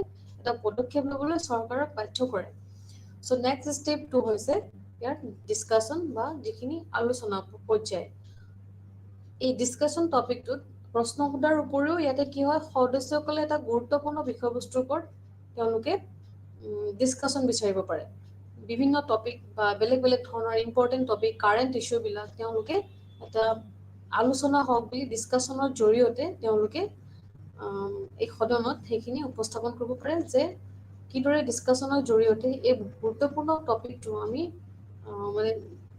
সুচাৰুৰূপে পৰিচালনা কৰিব পাৰোঁ চ' তেওঁলোকে গুৰুত্বপূৰ্ণ ৰাজহুৱা বিষয়ত মনোযোগ আকৰ্ষণ প্ৰস্তাৱ আৰু স্থগিত প্ৰস্তাৱো আগবঢ়াব পাৰে চ' কেতিয়াবা কি হয় সদনত কি হয় ইয়াতে লেজিসলেচাৰত যিখিনি প্ৰশাসনত আমাৰ গুৰুত্বপূৰ্ণ ৰাজহুৱা বিষয় আছে সেই বিষয়ৰ ওপৰত বিশেষভাৱে মনোযোগ দিয়া হয় আৰু সেই বিষয়বোৰৰ ওপৰত কেনেকৈ আট্ৰেকশ্যন আনিব পাৰি, সেই বিষয়বোৰ কেনেদৰে প্ৰস্তাৱটো কৰিব পাৰি, বা কেতিয়াবা সেই বিষয়বিলাক কি হয় স্থগিত কৰাও তেওঁলোকে ব্যৱস্থা আমাৰ সদনত আমি দেখা পাওঁ, বা স্থগিত ব্যৱস্থাও আগবঢ়াব পাৰে। যিহেতু ডিছকাশ্যনৰ জৰিয়তে তেওঁলোকে নিৰ্দিষ্ট কিছুমান বিষয় বা চৰকাৰৰ নিৰ্দিষ্ট কিছুমান টপিক, যিবিলাক কাৰেণ্ট ইছ্যু তেওঁলোকে আলোচনা কৰিব বিচাৰে বা আলোচনাৰ জৰিয়তে ইয়াৰ মানে সফলতা লাভ কৰিব বিচাৰে, তেনে ক্ষেত্ৰত তেওঁলোকে ৰাজ্য চৰকাৰে এই নিৰ্বাচনৰ জৰিয়তে বা নিৰ্বাচনত ছাপ'জ কিছুমান ভুল ত্ৰুটি হয় সেইবিলাকৰ কিছুমান আলোচনা পৰ্যায় থাকিব পাৰে, বা চৰকাৰৰ কিছুমান বিষয়বস্তু আলোচনা থাকিব পাৰে, বা কিছুমান গুৰুত্বপূৰ্ণ ৰাজহুৱা বিষয় য'ত পাব্লিক ছেক্টৰে হওক, হেল্থ ছেক্টৰে হওক, এডুকেশ্যন ছেক্টৰে হওক, যিকোনো বিষয় লৈ তেওঁলোকে এটা আকৰ্ষণীয় প্ৰস্তাৱ এটা তেওঁলোকে সদনত সময়টো দিয়ে, আৰু কেতিয়াবা সেই প্ৰস্তাৱ তেওঁলোকে স্থগিতো কৰে পিছৰ পৰ্যায়ত আলোচনা কৰিম বুলি। তাৰপিছত কি হয়, এনেধৰণৰ প্ৰস্তাৱৰ অনুমতি নাথাকিলে চৰকাৰে যথেষ্ট তথ্য যোগান ধৰিব পাৰে আৰু কিছু আলোচনা ল'ব পাৰে। ইয়াক আকৌ তেওঁলোকে চৰকাৰৰ কঠোৰভাৱে ৰখা হৈছে, আৰু যিখিনি জনপ্ৰতিনিধি আছে তেওঁলোকক ইয়াক উত্তৰ দিব লাগে বুলি ইয়াতে মেনশ্যন কৰা হৈছে। চ' ইয়াতে financial control over budget. Next টপিকটো হৈছে ডিছকাশ্যন হৈ গ'ল আমাৰ এছেম্বলি কুৱেশ্যন ডিছকাশ্যন। তাৰপিছতে আমাৰ আলোচনা পৰ্যায় শেষৰ পিছত কিছুমান বিত্তীয় তেওঁলোকে আঁচনি বা বাজেট তেওঁলোকে লয়। চ' ফাইনেন্সিয়েল কণ্ট্ৰল বাই বাজেট। চ' যিটো আমাৰ ফাইনেন্সিয়েল কণ্ট্ৰল অতি গুৰুত্বপূৰ্ণ বিষয় এখন দেশৰ বা ৰাষ্ট্ৰৰ বা ৰাজ্যৰ, এই ফাইনেন্সিয়েল কণ্ট্ৰল বাজেটৰ জৰিয়তে কেনেদৰে এটা নিয়ন্ত্ৰণ কৰি ৰাখিব পাৰি, সেইবিলাক আমি ইয়াতে আমাৰ লেজিছলেটিভ কণ্ট্ৰল অভাৰ এডমিনিষ্ট্ৰেশ্যনত আমি দেখা পাইছোঁ। চ' কোনো ধন সংগ্ৰহ কৰিব নোৱাৰি, আৰু আইনসভাৰ ভোট অবিহনে কোনো ব্যয় কৰিব নোৱাৰি। তাৰপিছত দেখা গৈছে পাৰ্চ ষ্ট্ৰিংবোৰ যিবিলাক তেওঁলোকৰ ছিষ্টেম আছে, সেই ছিষ্টেমবিলাক নিয়ন্ত্ৰণ কৰি আইনসভাই চৰকাৰৰ কিছুমান কাৰ্যসূচী আছে, সেই কাৰ্যসূচী আৰু সেই কাৰ্যকলাপবিলাক একেলগে তেওঁলোকে নিয়ন্ত্ৰণৰ জৰিয়তে বাজেটৰ জৰিয়তে এটা নিয়ন্ত্ৰণত ৰাখিবলৈ চেষ্টা কৰে। তাৰপিছতে আইনসভাত যিখিনি ইয়াৰ সংখ্যাগৰিষ্ঠতা থাকে, সেই সংখ্যাগৰিষ্ঠতাৰ দ্বাৰা চৰকাৰে অৱশেষত যিখিনি তেওঁলোকে ধনৰ তেওঁলোকে বিচৰা হয় বা চৰকাৰক যিখিনি ধন বিচৰা হয়, সেই ধন লাভ কৰিব পাৰে, আৰু ইয়াৰ প্ৰক্ৰিয়াটোৰ সৈতে যথেষ্ট আলোচনা আৰম্ভ কেতিয়াবা হ'ব পাৰে। চ' সংখ্যাগৰিষ্ঠতাৰ ওপৰত এইটো এটা চৰকাৰক জনসাধাৰণৰ প্ৰয়োজনীয়তাৰ সৈতে সম্পৰ্ক ৰাখে, আৰু আলোচনাটোৱে ভোটদান কাৰ্যসূচী ৰূপায়ণত যিখিনি তেওঁলোকৰ ভূমিকা থাকে বা কাৰ্যসূচী ৰূপায়ণত প্ৰশাসনৰ যিবিলাক দুৰ্বলতা থাকে, সেই দুৰ্বলতাবোৰো কেতিয়াবা ইয়াতে আলোকপাত কৰা দেখা যায়। নিৰ্বাচনৰ সময়ত যিহেতু আমাৰ বহুতো ধৰণৰ আমাৰ যিখিনি খেলি মেলি হয় বা কেতিয়াবা অৰাজকতাৰ সৃষ্টি হয়, পৰিস্থিতিবিলাক কেতিয়াবা যেতিয়া খেলি মেলি হয়, সেইখিনি সময়ত কি হয়, গোটেই বস্তুবিলাক আমাৰ ভোটদানৰ যিটো কাৰ্যসূচী ৰূপায়ণ থাকে, তাত আমাৰ এডমিনিষ্ট্ৰেশ্যনত কেতিয়াবা বহুতো খেলি মেলি হোৱা দেখা যায়, আৰু কেতিয়াবা প্ৰশাসনৰ দুৰ্বলতা আমি দেখা পাওঁ। চ' সেই গোটেইবিলাক বস্তু আমি এই চৰকাৰৰ যিটো আমাৰ বাজেট ছিষ্টেম, সেই বাজেট ছিষ্টেমত আমি গোটেই বস্তুখিনি ক্লিয়াৰলি আমি এটা সূচী এখন উলিয়াই, আমি তালিকাখন উলিয়াই আমি প্ৰতিটো বস্তু চাব পাৰোঁ। তাৰপিছতে যিখিনি আমাৰ নেক্সট ষ্টেপটো হৈছে পষ্ট এক্সপেণ্ডিচাৰ কণ্ট্ৰল। চ' ৰাজ্যিক যিখিনি আইনসভা আছে, সেই ৰাজ্যিক আইনসভাই অডিটৰ যিটো আমাৰ ছিষ্টেম দিছে, অডিট ছিষ্টেম, সেই অডিট ছিষ্টেমৰ জৰিয়তে আমাৰ চৰকাৰে কৰা কিছুমান ব্যয়বোৰৰ আমি তাক এক্সামাইন কৰিব পাৰোঁ। চ' সেইটো আমি কেনেকৈ তেওঁলোকে দিছে যে এটা অডিট ছিষ্টেমক আগবঢ়াইছে, যাৰ জৰিয়তে যিবিলাক আমাৰ প্ৰশাসনে যিবিলাক ব্যয় কৰিছে, য'ত য'ত কোন কোন ক্ষেত্ৰত কিমান সময় বা কিমান পইচা খৰচ কৰিছে, বা ক'ত কোনটো আঁচনিত কিমান ব্যয়ৰ প্ৰয়োজন হয়, সেই গোটেইখিনি বস্তু এটা অবজাৰভেশ্যন কৰা হয়, য'ত আমি এটা ৰাজ্যিক আইনসভা তেওঁলোকে গঠন কৰে। সেই আইনসভাত এটা এজন এক্সপাৰ্ট অডিট থাকে, সেই গোটেইবিলাক তেওঁলোকে ইয়াতে সেই যিখিনি পৰীক্ষা নিৰীক্ষা কৰে বা অবজাৰভেশ্যন কৰে, ক'ত কেনেকৈ ব্যয় হৈছে।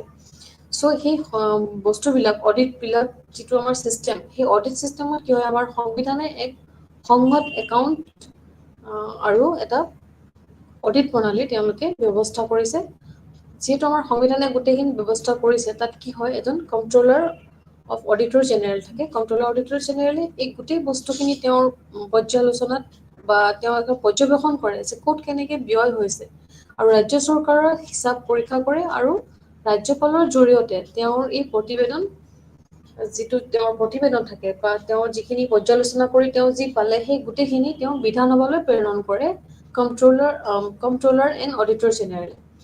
চ' এই গোটেইখিনি আমাৰ সংবিধানে এটা সংহত একাউণ্ট আৰু অডিট মানে আমাক প্ৰণয়ন কৰিছে, যাৰ জৰিয়তে আমি চৰকাৰৰ যিখিনি ব্যয় হৈছে বা ৰাজ্য চৰকাৰৰ যিখিনি ব্যয়, সেই বিষয়ে গোটেই বস্তুখিনি অবজাৰ্ভেশ্যন কৰে, আৰু অবজাৰ্ভেশ্যন কৰি সেই কণ্ট্ৰলাৰ অডিটৰ জেনেৰেলে গোটেইখিনি বস্তু বিধানসভাত প্ৰেৰণ কৰে ৰাজ্যপালৰ জৰিয়তে।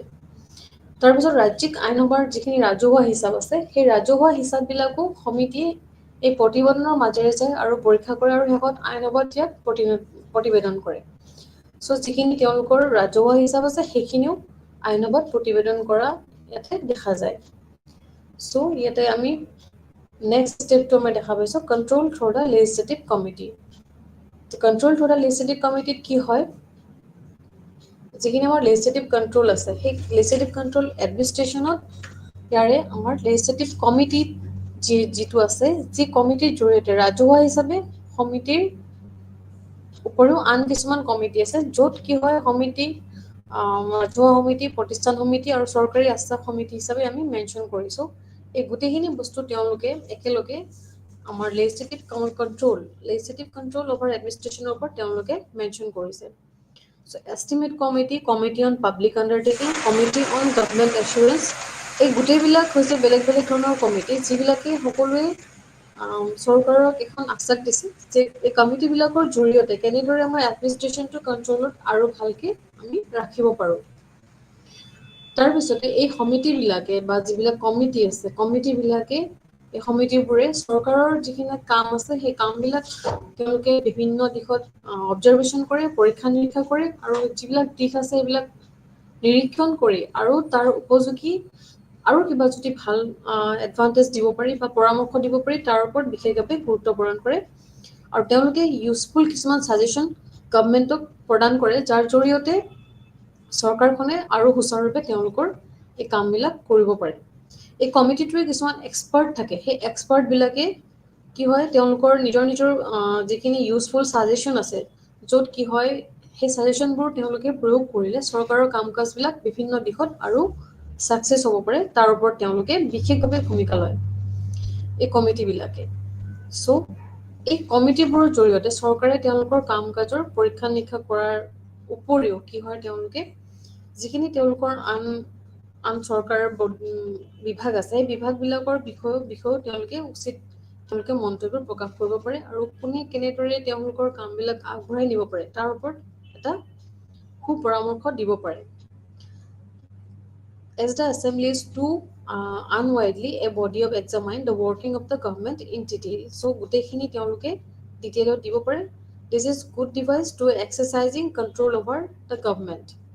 So control over governmentত এটা মানে তেওঁলোকক কমিটিবিলাকক এটা গুড ডিভাইচ বুলি কোৱা হৈছে।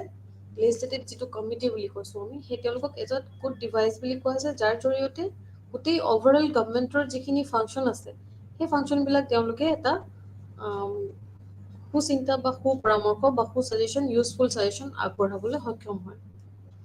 তাৰপিছতে নেক্সট প্ৰচেছটো হৈছে লেজিছলেটিভ কণ্ট্ৰল অভাৰ এডমিনিষ্ট্ৰেশ্যনৰ নেক্সট প্ৰচেছটো হৈছে কিছুমান ফৰ্ম আছে। নেক্সট ফৰ্মটো হৈছে মিনিষ্ট্ৰিয়েল ৰেছপঞ্চিবিলিটি। চ' মিনিষ্ট্ৰিয়েল ৰেছপঞ্চিবিলিটিৰ জৰিয়তে আমাৰ যিখিনি লেজিছলেটিভ কণ্ট্ৰল আছে, সেই কণ্ট্ৰলৰ কিছুমান এক্সাৰচাইজ আৰু তেওঁলোকে এইটো মিনিষ্ট্ৰিয়েল ৰেছপঞ্চিবিলিটি ফৰ্মত তেওঁলোকে প্ৰয়োগ কৰে, আৰু ইয়াৰ জৰিয়তে আমাৰ এডমিনিষ্ট্ৰেশ্যনটো লেজিছলেটিভভাৱে কেনেদৰে নিয়ন্ত্ৰণ হৈছে সেইটো বিষয়ে আমাক মেনশ্যন কৰিছে। চ' সংসদীয় যিটো ৰূপ আছে, সেই সংসদীয় ৰূপটোত আমাৰ দেখা যায় যে আইনসভাৰ আটাইতকৈ শক্তিশালী কামটো হৈছে মন্ত্ৰীৰ দায়িত্ব থকা। চ' মিনিষ্ট্ৰিয়েল ৰেছপঞ্চিবিলিটি ক'লে আমি ডাইৰেক্ট ক'ব পাৰোঁ যে যিবিলাক মন্ত্ৰী আছে, সেই মন্ত্ৰীবিলাকৰ তেওঁলোকৰ দায়িত্ব। তো বিভিন্ন ক্ষেত্ৰত থকা মন্ত্ৰী বিভাগে, চ' মিনিষ্ট্ৰিয়েল যিটো কাউন্সিল আছে বা মিনিষ্ট্ৰিয়েল বডি আছে, তো বেলেগ বেলেগ ক্ষেত্ৰত বেলেগ উদ্যোগ ক্ষেত্ৰতে হওক বা এডুকেশ্যন ক্ষেত্ৰতে হওক, হেল্থ ছেক্টৰ হওক, তো প্ৰতিটো ক্ষেত্ৰতে তেওঁলোকৰ কিছুমান ৰেছপন্সিবিলিটি আছে, সেই ৰেছপন্সিবিলিটিবিলাক কিদৰে কণ্ট্ৰলত থাকিব পাৰে, ৰাখি এডমিনিষ্ট্ৰেশ্যনটো আৰু সুচাৰুৰূপে প্ৰশাসন আগবাঢ়ি যাব পাৰে, সেইখিনিৰ বিষয়ে বিশেষভাৱে মিনিষ্ট্ৰিয়েল ৰেছপন্সিবিলিটি আমাৰ লেজিছলেটিভ কণ্ট্ৰলক এটা ফৰ্মত আগবঢ়াই নিছে। চ' নম্বৰ আটাইতকৈ শক্তিশালী কামটো হৈছে মন্ত্ৰীৰ দায়িত্ব বলবৎ কৰা। So the most potent and function of the legislative is to enforce the ministerial responsibility. So ইয়াতে বহুত ইম্পৰ্টেণ্ট এটা এনফোৰ্চ বুলি কোৱা হৈছে, ফাংচন বুলি কোৱা হৈছে, যে কিদৰে এই মন্ত্ৰীসভাই বা মন্ত্ৰী পৰিষদে তেওঁলোকৰ মিনিষ্ট্ৰিয়েল ৰেছপন্সিবিলিটিবিলাকে বা মিনিষ্ট্ৰিয়েল ৰেছপন্সিবিলিটি যিবিলাক দায়িত্ব, সেই দায়িত্ববিলাক পালন কৰে। আৰু in a parliamentary form of government, the political executive is a part of the legislative and is responsible to it to all time. So দেখা যাইছে যে সংসদীয় ৰূপত যিটো আমাৰ সংসদীয় ৰূপ আছে, আমাৰ যিহেতু এখন সংসদ আছে আৰু সংসদীয় আমাৰ ব্যৱস্থা আছে, এই সংসদীয় ব্যৱস্থাত ৰাজনৈতিক যিটো আমাৰ চিন্তাধাৰা আছে বা ৰাজনৈতিক যিটো আমাৰ এক্সিকিউটিভ আছে, পলিটিকেল এক্সিকিউটিভ, ৰাজনৈতিক কাৰ্যবাহী আইনসভা আছে, এই আইনসভাত এটা অংশ হিচাপে ল'ব পাৰি আৰু সকলো সময়তে ইয়াৰ পৰা এটা দায়বদ্ধতা আমি দেখা পাইছোঁ। প্ৰতিটো ক্ষেত্ৰতে কিছুমান ৰেছপন্সিবিলিটি আমি ষ্টেপ দেখিবলৈ পাইছোঁ। চ' এই দায়বদ্ধতা থকাৰ বাবে আমাৰ গোটেই সকলো সময়তে কি হয়, ৰেছপন্সিবল হৈ পৰে এই মিনিষ্ট্ৰিয়েল বডি। চ' তেওঁলোকে প্ৰতিটো ক্ষেত্ৰতে তেওঁলোকৰ যি ক্ষেত্ৰত দিয়া হৈছে, ত' প্ৰতিজন মিনিষ্ট্ৰিয়েল বডিয়ে তেওঁলোকৰ ক্ষেত্ৰত ৰেছপন্সিবিলিটি বা দায়বদ্ধতা আমি দেখা পাইছোঁ, যাৰ জৰিয়তে আমাৰ এডমিনিষ্ট্ৰেশ্যনটো এটা কণ্ট্ৰলত আমি চলাই ৰাখিব পাৰিছোঁ, নিয়ন্ত্ৰণত ৰাখিব পাৰিছোঁ। ত' চৰকাৰৰ যিকোনো সময়তে এটা অনাস্থা ভোটৰ দ্বাৰা বা আনকি ইয়াৰ বাজেট বা যিকোনো গুৰুত্বপূৰ্ণ আইনী যিখিনি ব্যৱস্থা আছে, সেই আইনী ব্যৱস্থাবিলাক পদক্ষেপত প্ৰত্যাখ্যান কৰাৰ দ্বাৰা আৰু ইয়াৰ কিছুমান বিভিন্ন ধৰণৰ আইনগত ব্যৱস্থা আছে যিবিলাক গুৰুত্বপূৰ্ণ আইনী পদক্ষেপৰ প্ৰত্যাখ্যান কৰাৰ দ্বাৰা ওলাই যাব পাৰে। চ' মিনিষ্ট্ৰিয়েল ৰেছপন্সিবিলিটিত সেইখিনি মেনশ্যন আছে। সেয়ে এই যদি প্ৰত্যাহ্বানৰ পৰা ওলাই যাব যে তেতিয়া কি হয়, মন্ত্ৰীসকলৰ জৰিয়তে সেই প্ৰশাসকক বা যিজন মিনিষ্ট্ৰিয়েল বডি আছে, এক্সিকিউটিভ বডি আছে, সেই এক্সিকিউটিভ প্ৰশাসকজনক ইয়াৰ প্ৰতি পৰোক্ষভাৱে দায়বদ্ধ হৈ পৰে। চ' তেওঁ ডাইৰেক্টলি ইয়াৰ লগত ৰিলেটেড হৈ পৰে, য'ত কি হয়, সেই প্ৰশাসকজনে ডাইৰেক্টলি তেওঁৰ যিখিনি ৰেছপন্সিবিলিটি তাৰ জড়িত হৈ পৰে। আৰু এই কণ্ট্ৰলটোৰ জৰিয়তে তেওঁলোকে বিভিন্ন ধৰণৰ ক্ষেত্ৰত এটা মিনিষ্ট্ৰিয়েল কণ্ট্ৰল থাকিলেও প্ৰায় অনুভৱ কৰা যায় যে প্ৰশাসনে পৰ্যাপ্ত সঁহাৰি দিয়া নাই। চ' সেইটো থাকিলেও কেতিয়াবা কি হয়, আমাৰ এডমিনিষ্ট্ৰেশ্যনে ৰেছপন্সিবল কিছুমান দায়িত্ব বা administration because indirectly responsible to it through the ministers. So' প্ৰায় অনুভৱ কৰা হয় যে প্ৰশাসনে পৰ্যাপ্ত কিছুমান সঁহাৰি ইয়াতে কেতিয়াবা নাপায় বা মন্ত্ৰীসকলে প্ৰশাসনৰ পৰা সঁহাৰি কেতিয়াবা নাপায়। চ' আনহাতে আৰু এটা বিতৰ্ক হৈছে যে আইনী নিয়ন্ত্ৰণ বিশেষকৈ অডিটৰ জৰিয়তে, যিটো আমাৰ অডিট ছিষ্টেম আছে, অডিট ছিষ্টেমৰ জৰিয়তে যিখিনি আমাৰ লিগেল কণ্ট্ৰল আছে, সেই লিগেল কণ্ট্ৰলখিনি বিশেষকৈ অত্যাধিক টান আৰু খুব জটিল হৈ পৰে আৰু প্ৰশাসকসকলৰ কিছুমান ক্ষেত্ৰত তেওঁলোকৰ উদ্যোগটো কাঢ়ি লোৱা দেখা যায়। So especially the one though audit is too tight and takes away to the initiative of the administrators. কেতিয়াবা এইটো দেখা যায়। So in spite of this control, it is often felt that administration is not responsive enough. So on the other hand, it is argued that the legislative control, especially the one through the audit.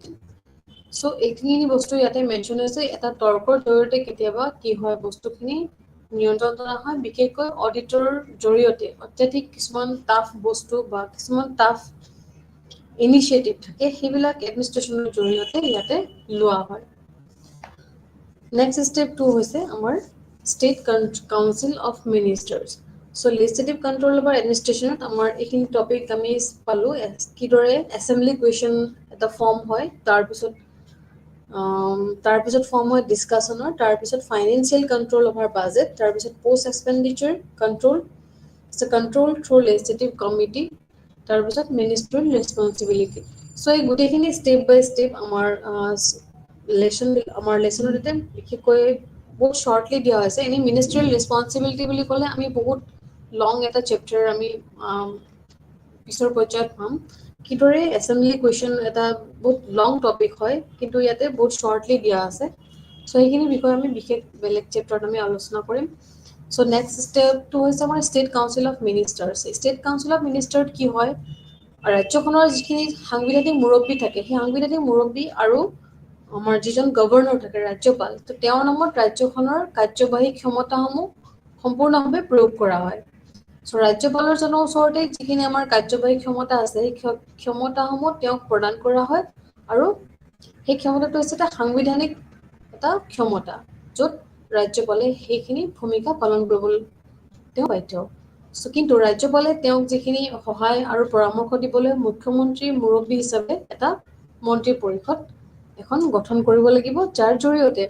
গোটেই মন্ত্ৰী পৰিষদটো এজন head হিচাপে মুখ্যমন্ত্ৰী গোটেই বস্তুখিনি তেওঁৰ দায়িত্ব ল'ব লাগিব আৰু ৰাজ্যপালৰ সহায় ল'ব লাগিব অৱশ্যে কেইটামান বিবেচনামূলক দিশ ইয়াতে দেখা যায় যে যিখিনি তেওঁলোকে কাৰ্য কৰিব বিবেচনা কৰিব তাৰ জৰিয়তে ৰাজ্যপালে মন্ত্ৰী পৰিষদৰ পৰামৰ্শ অনুসৰি কাম কৰিব লাগিব কেতিয়াবা চ' সেইটো আমি এটা ইয়াতে দেখা পাওঁ ইয়াৰ অৰ্থ হৈছে যে প্ৰকৃত কাৰ্যবাহী ক্ষমতা মন্ত্ৰী পৰিষদৰ দ্বাৰা ব্যৱহাৰ কৰা হয় যিটো আমাৰ কাউন্সিল অফ মিনিষ্টাৰ বুলি কোৱা হৈছে চ' কাউন্সিল অফ মিনিষ্টাৰ্ছ তেওঁলোকে প্ৰত্যেক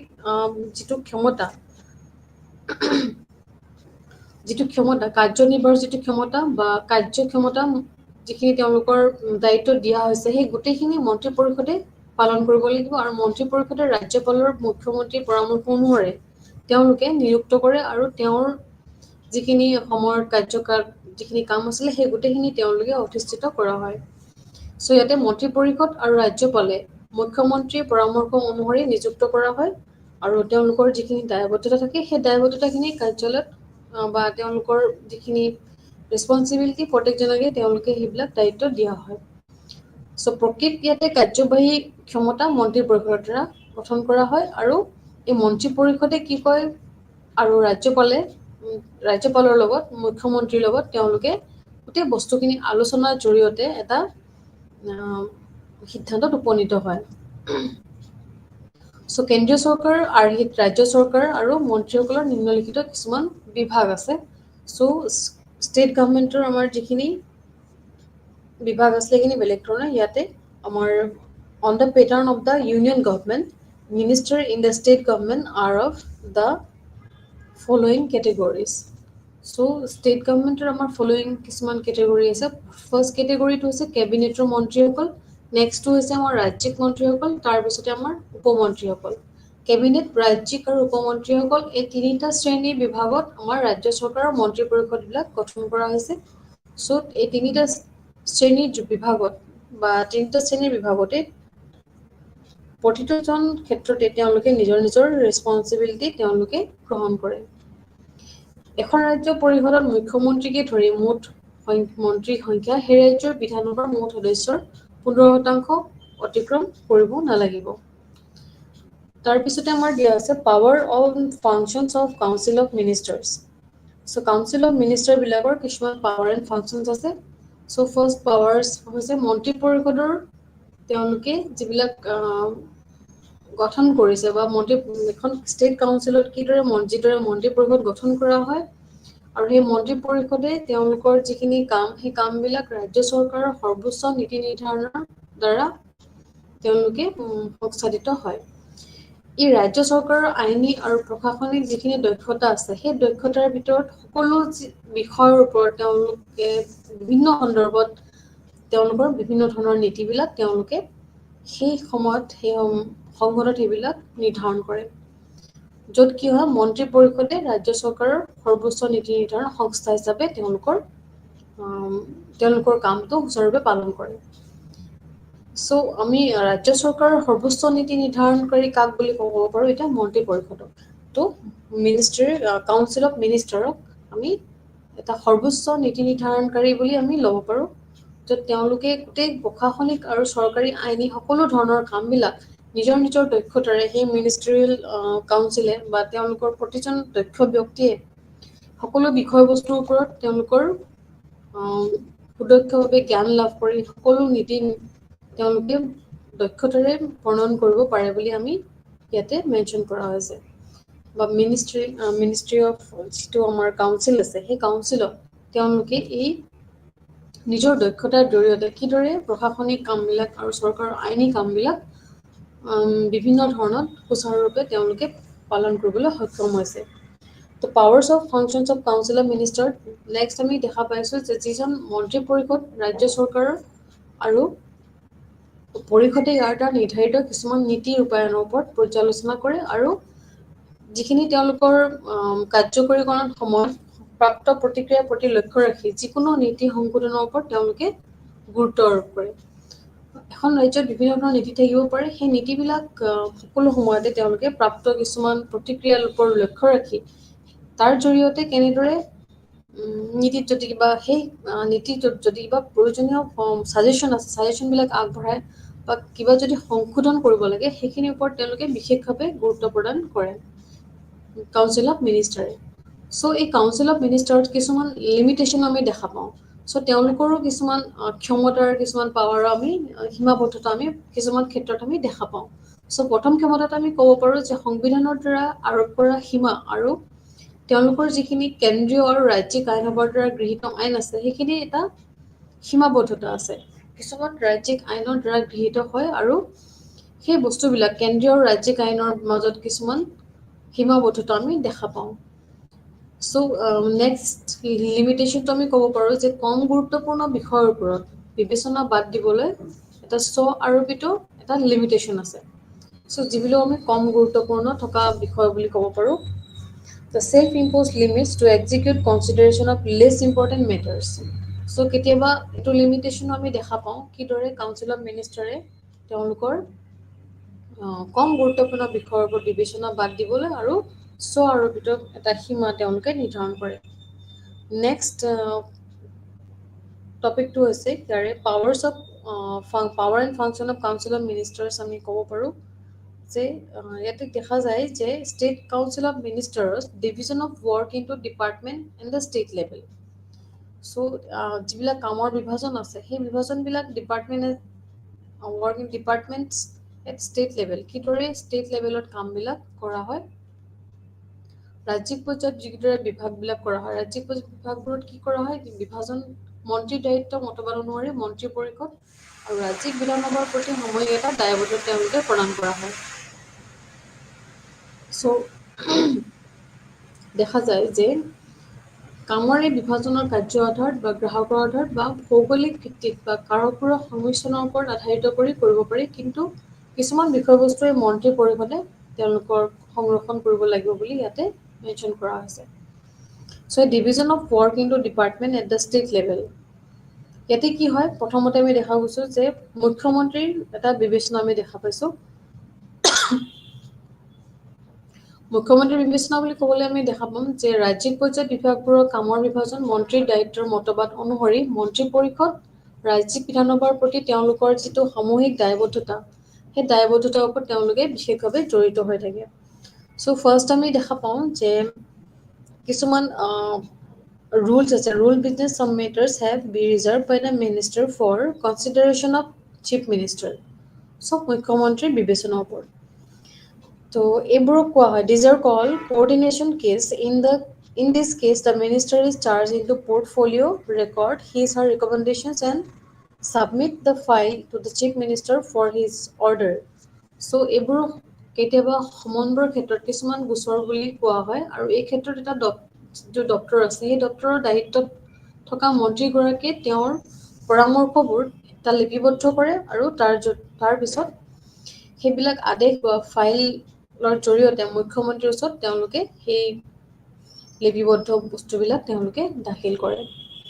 তাৰপিছত দেখা গৈছে যে প্ৰেজেণ্টেশ্যন বিফৰ দ্য কেবিনেট। চ' কেবিনেটৰ সন্মুখত এটা উপস্থাপন তেওঁলোকে কৰে যে এইবোৰো গুৰুত্বপূৰ্ণ কিছুমান নীতিগত বিষয় থাকে আৰু এই গুৰুত্বপূৰ্ণ নীতিগত বিষয়বোৰ যিবিলাক তেওঁলোকে পলিচি মেটাৰ আছে সেই পলিচি মেটাৰবিলাক তেওঁলোকে কি কৰে, এটা ব্যাপক প্ৰতিক্ৰিয়া তেওঁলোকে দেখা পায়। Important case of disagreement between two or more ministers are also brought before the cabinet for its decisions. So ইয়াতে কি হয়, কেবিনেটত দুটা বা তাতোধিক মন্ত্ৰীৰ মাজত কেতিয়াবা মত বিৰোধৰ গুৰুত্বপূৰ্ণ ঘটনা ইয়াত বোৰ ইয়াত সিদ্ধান্তৰ বা কেবিনেটৰ সন্মুখত অনা হয় আৰু তাৰপিছত কি হয় সাধাৰণ কেবিনেট কেছবোৰত অলপীয়া ধৰণৰ কিছুমান আইন সভাত তেওঁলোকে মেনশ্যন কৰা দেখা গৈছে A list of such cases is given in the rules business. So, ইয়াতে কিছুমান তেওঁলোকে rules দেখা পাইছে আৰু in addition the chief minister may require any particular case of any department to be placed before the cabinet. So, ইয়াতে কেবিনেটত কিছুমান typical cabinet case আমি দেখা পোৱা গৈছে. So, typical cabinet case বিলাক আমি কিছুমান ক'ব পাৰোঁ যে প্ৰথমতে ক'ব পাৰোঁ যে আইন সভাৰ সন্মুখত বাৰ্ষিক বিত্তীয় যিটো বিবৃতি হয় সেই বাৰ্ষিক বিত্তীয় বিবৃতিৰ জৰিয়তে কিছুমান আইন প্ৰদান কৰা হয় আৰু তাৰ পৰিপূৰক অনুদানৰ এটা দাবী কৰা হয় তাৰপিছতে কেবিনেট কেছত আৰু কিছুমান কেবিনেট কেছ আমি ক'ব পাৰোঁ যে ৰাজ্যিক বিত্তীয় প্ৰভাৱিত কৰা প্ৰস্তাৱ আৰু বিত্তীয় মন্ত্ৰীৰ দ্বাৰা অনুমোদিত নহয় চ' যিখিনি আমাৰ proposal affecting state finance not approve by the finance minister so' সেইটো এটা টিপিকেল কেবিনেট কেছ আমি কেতিয়াবা বিফ'ৰ কেবিনেট আমি দেখা পাওঁ তাৰপিছতেই আমি নেক্সট কেছটো আমি দেখা পাওঁ যে ৰাজ্যিক লোকসেৱা আয়োগৰ যিটো তেওঁলোকৰ ছিষ্টেম আছিলে যে exemption of important matters from the purview of the state public service commissions so তেওঁলোকৰ আওতাৰ এটা গুৰুত্বপূৰ্ণ বিষয় তেওঁলোকে ৰেহাই দেখা গৈছে ৰাজ্যিক লোকসেৱা আয়োগৰ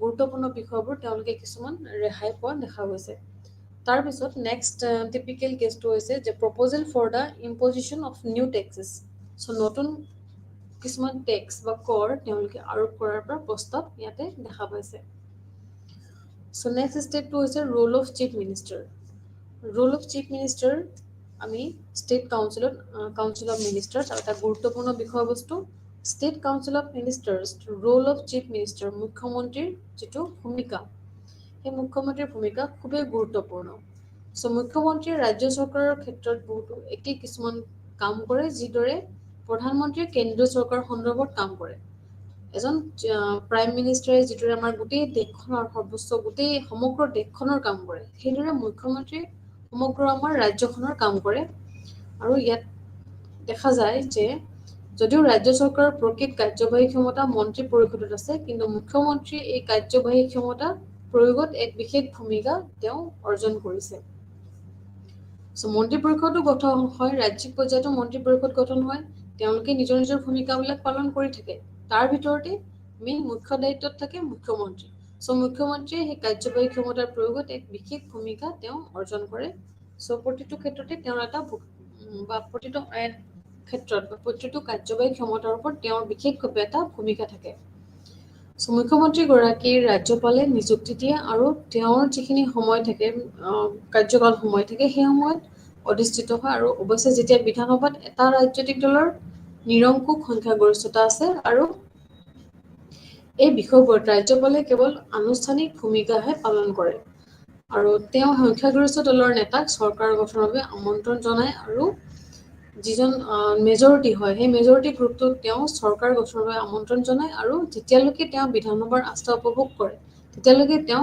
বৰ্খাস্ত কৰিব পাৰে তাৰপিছতে কেতিয়াবা ধৰি লওক অস্থিৰতা সময় আহিলে বা সংকটৰ সময়ত আহিলে কি হয় ৰাজ্যপালে এই বিষয়বস্তুৰ ওপৰত কিছু বিবেচনা কৰে আৰু তেতিয়া কোনো এটা দলে বিধানসভাৰ নিৰংকুশ সংখ্যাগৰিষ্ঠতা দাবী কৰিব নোৱাৰে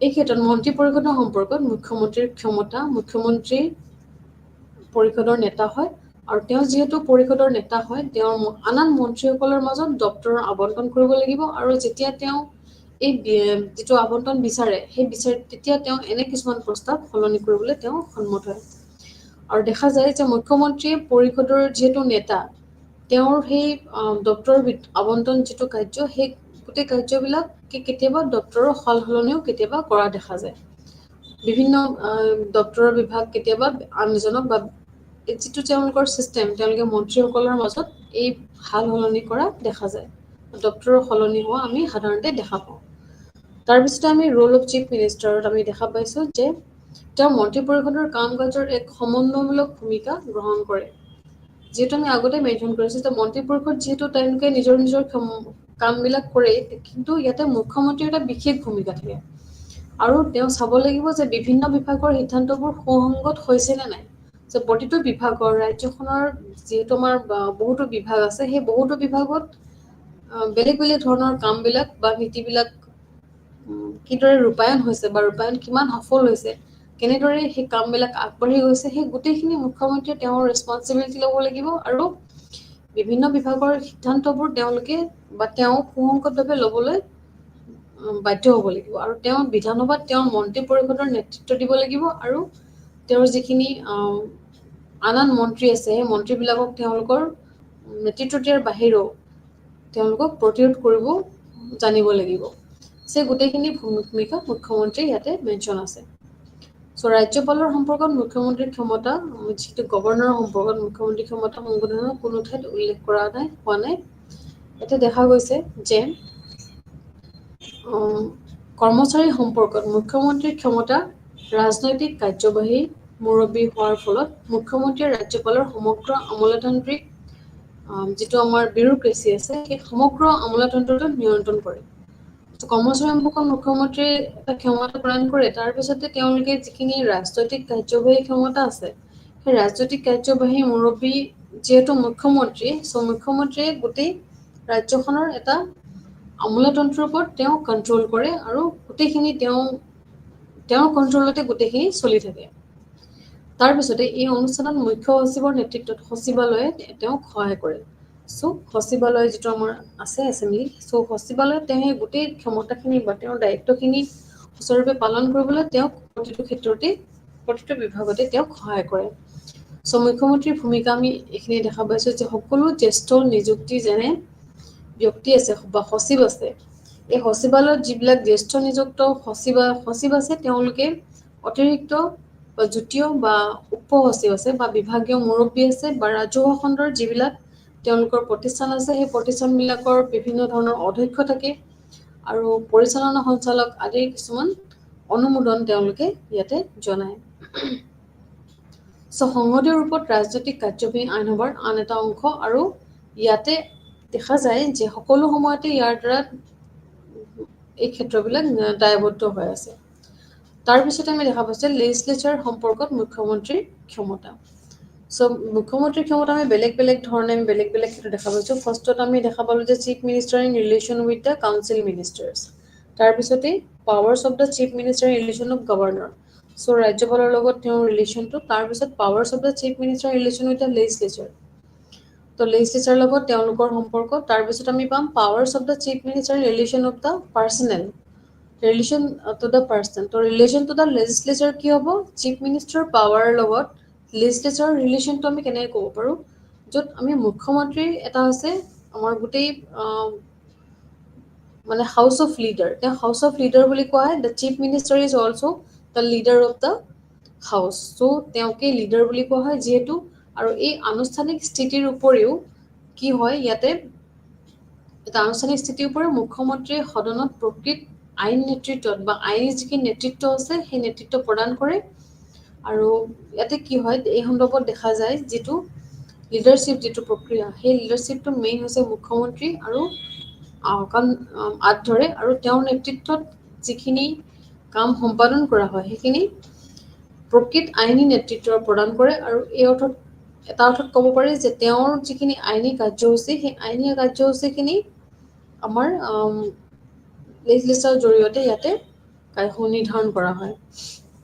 তাৰপিছতে মুখ্যমন্ত্ৰীৰ নেতৃত্বত মন্ত্ৰী পৰিষদৰ অনুমোদনৰ পিছত আইনী ব্যৱস্থাসমূহ বিধানসভাৰ সন্মুখত অনা হয়। তাৰপিছতে তেওঁৰ কি হয়, তেওঁৰ যিখিনি যিহেতু লিডাৰ হয়, তেওঁ লিডাৰ অফ দ্য হাউচ বুলি তেওঁক কোৱা হয়।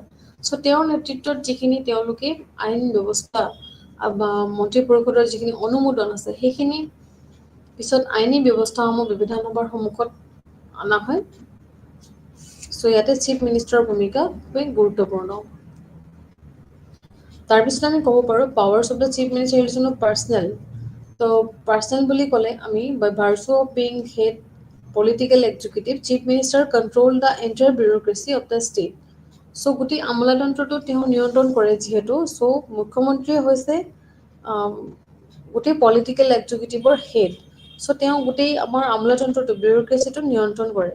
In this function he assist the secretariat head by the chief secretary and approve all the senior appointments like those secretaries additional secretary, deputy secretary, joint secretary. So' এই গোটেইবিলাক তেওঁ এপইণ্টছ কৰে। চ' ইয়াতে আমি তেওঁৰ যিটো personal relation chief minister power. চ' তেওঁ চিফ মিনিষ্টাৰ পাৱাৰত পাৰ্চনেলভাৱে এইটো ৰিলেশ্যন হৈ থাকে। আৰু though he's our cabinet, though he's our cabinet, he controls the service, condition, and disciplinary matters. He provides the leadership to ensure good performance and good moral. চ' ইয়াতে তেওঁৰ যিখিনি পাৰ্চনেল ৰিলেশ্যন আমি mention কৰিছোঁ, ইয়াতে তেওঁৰ ডিচিপ্লিনাৰী এটা matter আৰু কণ্ডিশ্যন তেওঁৰ ছাৰ্ভিচত জড়িত হৈ আছে, যাৰ জৰিয়তে আমাৰ powers of chief minister and relation to the person আমি বিশেষভাৱে আমাৰ চেপ্টাৰত মেনশ্যন আছে।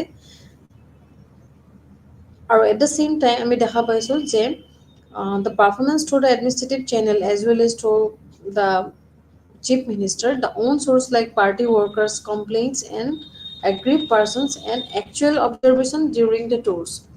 So যিটো actual observation হয় পাৰ্টিত বা এটা গ্ৰুপত বা দলত, সেই গোটেই এডমিনিষ্ট্ৰেশ্যনটো মুখ্যমন্ত্ৰীয়ে তেওঁ ধুনীয়াকৈ তেওঁ পাৰ্টি ৱৰ্কৰ জৰিয়তে চলাই থাকে। পাৰ্টি ৱৰ্কৰ জৰিয়তে তেওঁ সকলো কাম নিয়াৰিকৈ কৰি থাকে। চ' এইটোৱে powers of chief minister relation to the personal আমি ইয়াতে চেপ্টাৰত আমি মেনশ্যন পাইছোঁ। চ' তাৰপিছত আমি আমাৰ চেপ্টাৰটো ইয়াতে শেষ হৈছে। কনষ্টিটিউচনেল যিটো আমাৰ চেপ্টাৰটো ইয়াতে শেষ হৈছে আজি। চ' নেক্সট আমাৰ কনক্লুজন পাৰ্টটো আমি চাম। কনক্লুজন পাৰ্টত আমি চাব গ'লে দেখা পাইছোঁ যে আমাৰ যিখিনি কনষ্টিটিউচনেল ৰেমেডিজ আছে, কনষ্টিটিউচনেল যিখিনি আমাৰ প্ৰফাইল আছে, এখন ষ্টেট গভৰ্ণমেণ্ট বা ৰাজ্য চৰকাৰ চলিবলৈ হ'লে বা ৰাজ্য চৰকাৰৰ যিখিনি প্ৰশাসন আছে, সেই প্ৰশাসনখন সুচাৰুৰূপে চলিবলৈ আমাৰ কনষ্টিটিউচনেল আমাৰ এটাৰ যিটো প্ৰফাইল খুবেই গুৰুত্বপূৰ্ণ। চ' উইদাউট আমি সংবিধান এখন দেশ কেতিয়াও চলিব নোৱাৰে, বা সংবিধানৰ যিটো আমাৰ দায়বদ্ধতা আছে, সেই সংবিধানৰ দায়বদ্ধতাখিনি মানি চলি আমি কিদৰে প্ৰশাসনখন আৰু সুচাৰুৰূপে চলাই নিব পাৰোঁ, তাক আমি এই চেপ্টাৰটোৰ জৰিয়তে বিশেষভাৱে জানিবলৈ সক্ষম হ'ম। আৰু ছাত্ৰ ছাত্ৰীসকলে ইয়াৰ জৰিয়তে তেওঁলোকে কনষ্টিটিউচনেল প্ৰফাইল বুলি ক'লে অকল এইখিনি বস্তুৱেই নহয়, ইয়াৰ লগতে আৰু বহুত কথা জড়িত হৈ আছে। সংবিধান কাক বোলে, সংবিধান কোনে গঠন কৰিছে, কেনেদৰে গঠন হয়। চ' সংবিধানৰ গোটেই বস্তুখিনি বা তেওঁলোকৰ যিখিনি ৰুল ৰেগুলেশ্যনছ দিয়া আছে, সেই গোটেইখিনি জনাটো খুবেই গুৰুত্বপূৰ্ণ বিষয়বস্তু। নট অনলি কনষ্টিটিউচনেল প্ৰফাইল, তো গোটেই অল ইন অল কনষ্টিটিউচনেল বডিটোৱে হৈছে খুবেই গুৰুত্বপূৰ্ণ বিষয়বস্তু এখন এডমিনিষ্ট্ৰেশ্যনৰ বাবে বা ষ্টেট এডমিনিষ্ট্ৰেশ্যনৰ বাবে বা গোটেই চেণ্ট্ৰেল এডমিনিষ্ট্ৰেশ্যনৰ বাবে। চ' আমাৰ শেষত কনক্লুজন পাৰ্টটো আমি চাম অলপমান। চ' কনক্লুজন পাৰ্টত আমি দেখা পাইছোঁ যে শেষত আমি ক'ব পাৰোঁ যে কনষ্টিটিউচন বুলি ক'লে বা সংবিধান বুলি ক'লে বিভিন্ন ধৰণৰ ফেডাৰেল বা তেওঁলোকৰ যিখিনি বৰ্ণনা আছে, সেইখিনি আমি এটা একক পক্ষপাতিত্ব আছে আৰু ফেডাৰেল পক্ষপাতিত্বৰ সৈতে একক হৈ আছে। So our constitution has been variously described as federal and federal with a unitary bias and unitary with a federal bias. So গোটেইখিনি এটা ফেডাৰেল পক্ষপাতিত্বৰ সৈতে একক হৈ আছে। আৰু মানে তেওঁলোকৰ এই গোটেই চিষ্টেমটো উইদাউট গোয়িং ইন টু দিছ ডিছক্ৰিপশ্যনছ, it can be stated that our constitution provides for a division of functions between the union government and the state government with a substantial area where their functions are overlaid. চ' গোটেইখিনি state government হওক, central government হওক, তেওঁলোকৰ আমাৰ overlapping চিষ্টেমত আমাৰ গোটেই কনষ্টিটিউশ্যনটো তেওঁলোকৰ নীতি মানে ফাংচনছবিলাক আমাৰ চৰকাৰে চলাই আছে সংবিধানৰ জৰিয়তে। সংবিধানে কেন্দ্ৰীয় চৰকাৰ আৰু ৰাজ্য চৰকাৰৰ মাজত এক গুৰুত্বপূৰ্ণ এটা ক্ষেত্ৰ হৈ পৰিছে। আৰু সেই ক্ষেত্ৰখনৰ সৈতে কি হৈছে, কামৰ বিভাজন কৰা হৈছে। ৰাজ্য চৰকাৰৰ কাম কৰিছে, কেন্দ্ৰীয় চৰকাৰৰ কাম কৰিছে, আৰু তাত যিবিলাক স্থানীয় চৰকাৰ আছে, স্থানীয় প্ৰশাসন আছে, চ' স্থানীয় প্ৰশাসনবিলাকে স্থানীয় কাম কৰিছে। যে সংবিধানে সকলো পাৱাৰ্ছবিলাক তেওঁলোকে ডিষ্ট্ৰিবিউট কৰি দিছে চেণ্ট্ৰেলভাৱে, ৰাজ্যিকভাৱে, কেন্দ্ৰীয়ভাৱে, ৰাজ্যিকভাৱে আৰু স্থানীয়ভাৱে। চ' সেই গোটেই বিভাজনবিলাক আমি ক'ত পাইছোঁ, আমি সংবিধানৰ জৰিয়তে পাইছোঁ। চ' সংবিধানখন যদি নহ'ল হয়, আমি সেই বিভাজনবিলাক আমি নাপালোঁ হয়, আৰু আমাৰ কাৰ্যবিলাক এখন দেশ এখনৰ ৰাষ্ট্ৰ এখন কাৰ্যবিলাক তাৰ যিখিনি কাৰ্যকলাপ থাকে, সেই কাৰ্যকলাপখিনি আমি ইমান সুচাৰুৰূপে পালন কৰিব নোৱাৰিলোঁ হয়। চ' গোটেইখিনি আমি চালি জাৰি চালে দেখা পাওঁ যে সংবিধানৰ এটা গুৰুত্বপূৰ্ণ ভূমিকা আছে, য'ত আমাৰ এটা ডিভিজন অফ ৱৰ্ক বুলি যিটো আমি কওঁ, সেই ডিভিজন অফ ৱৰ্কটো আমি এই সংবিধানৰ জৰিয়তে প্ৰদান কৰি আমাৰ ৰাষ্ট্ৰখন সুচাৰুৰূপে আমি পৰিচালনা কৰিব পাৰিছো বা ইয়াৰ বিভিন্ন কাৰ্যকলাপবিলাক আমি সুচাৰুৰূপে পৰিচালনা কৰিব পাৰিছো তাৰপিছত আমি ক'ব পাৰো যে সংবিধানত কি হয় সাধাৰণতে ইউনিয়ন আৰু ৰাজ্য চৰকাৰৰ মাজত কাৰ্যবাহী এটা ক্ষমতা বিতৰণে ইউনিয়ন ৰাজ্যিক তালিকা দিয়া অনুসৰি আইনী ক্ষমতা বিতৰণ অনুসৰণ কৰে চ' যিবিলাক চেন্ট্ৰেল তেওঁলোকে গঠন আছে বা কেন্দ্ৰীয় যিবিলাক গঠন আছে কেন্দ্ৰীয় চৰকাৰ আছে কেন্দ্ৰীয় চৰকাৰে তেওঁলোকৰ ৰাজ্য চৰকাৰক বিভিন্ন ক্ষেত্ৰত আইনী ক্ষমতা প্ৰণয়ন কৰে আৰু এই আইনী ক্ষমতাৰ জৰিয়তে কেন্দ্ৰীয় চৰকাৰ ৰাজ্য চৰকাৰ দুইখনে মিলি বা স্থানীয় চৰকাৰ গোটেইবিলাকে মিলি তেওঁলোকৰ যিখিনি পাৱাৰ ডিষ্ট্ৰিবিউচন আছে পাৱাৰ ডিষ্ট্ৰিবিউচনখিনি অনুসৰণ কৰে আৰু নিজৰ নিজৰ কামবিলাক তেওঁলোকে সুচাৰুৰূপে কৰিব পাৰে থ্ৰু দিছ লিগেল তেওঁলোকে এডভাইচ বা লিগেল যিটো ক্ষমতা আছে পাৱাৰ সেই পাৱাৰবিলাকৰ জৰিয়তে আৰু কিছুমান ব্যতিক্ৰম তেওঁলোকে দেখা গৈছে যে ৰাজ্য চৰকাৰবোৰত সমকালীন তালিকাৰ ক্ষেত্ৰত কাৰ্যবাহী ক্ষমতা প্ৰস্তুত কৰিছে আৰু সংঘৰ লগতে ৰাজ্যিক পৰ্যায়ত আমি কিছুমান গ্ৰহণীয় আৰু দেখা যায় আৰু সংসদীয় প্ৰকাৰৰ কিছুমান চৰকাৰৰ ৰূপত ইয়াতে বিভিন্ন ক্ষেত্ৰত আমি ৰাজ্য দেখা পাইছো য'ত ৰাজ্যপালে হৈছে ৰাজ্যখনৰ সাংবিধানিক মুৰব্বী যিহেতু আমি আগতে পাই আছো যে গভৰ্ণৰ এজনে হৈছে ৰাজ্যখনৰ এটা সাংবিধানিক মুৰব্বী চ' আনহাতে প্ৰকৃত কাৰ্যবাহী ক্ষমতা তেওঁৰ নামত মুখ্যমন্ত্ৰীৰ নেতৃত্বত তেওঁলোকে মন্ত্ৰিত্ব পৰিষদে ব্যৱহাৰ কৰা দেখা গৈছে চ' সেয়ে আমি ৰাজ্যৰ প্ৰশাসনৰ সাংবিধানিক পৰীক্ষাবিলাক আলোচনা কৰি আহিছো আৰু ৰাজ্য চৰকাৰৰ যিখিনি ক্ষমতা আছে ৰাজ্যিক তালিকা সমকালীন তালিকা সেই সন্দৰ্ভত এটা স্পষ্ট ধাৰণা এই চেপ্টাৰটোৰ জৰিয়তে আমি পাইছো চ' আজিলৈ চেপ্টাৰটো ইয়াতে শেষ হৈছে নমস্কাৰ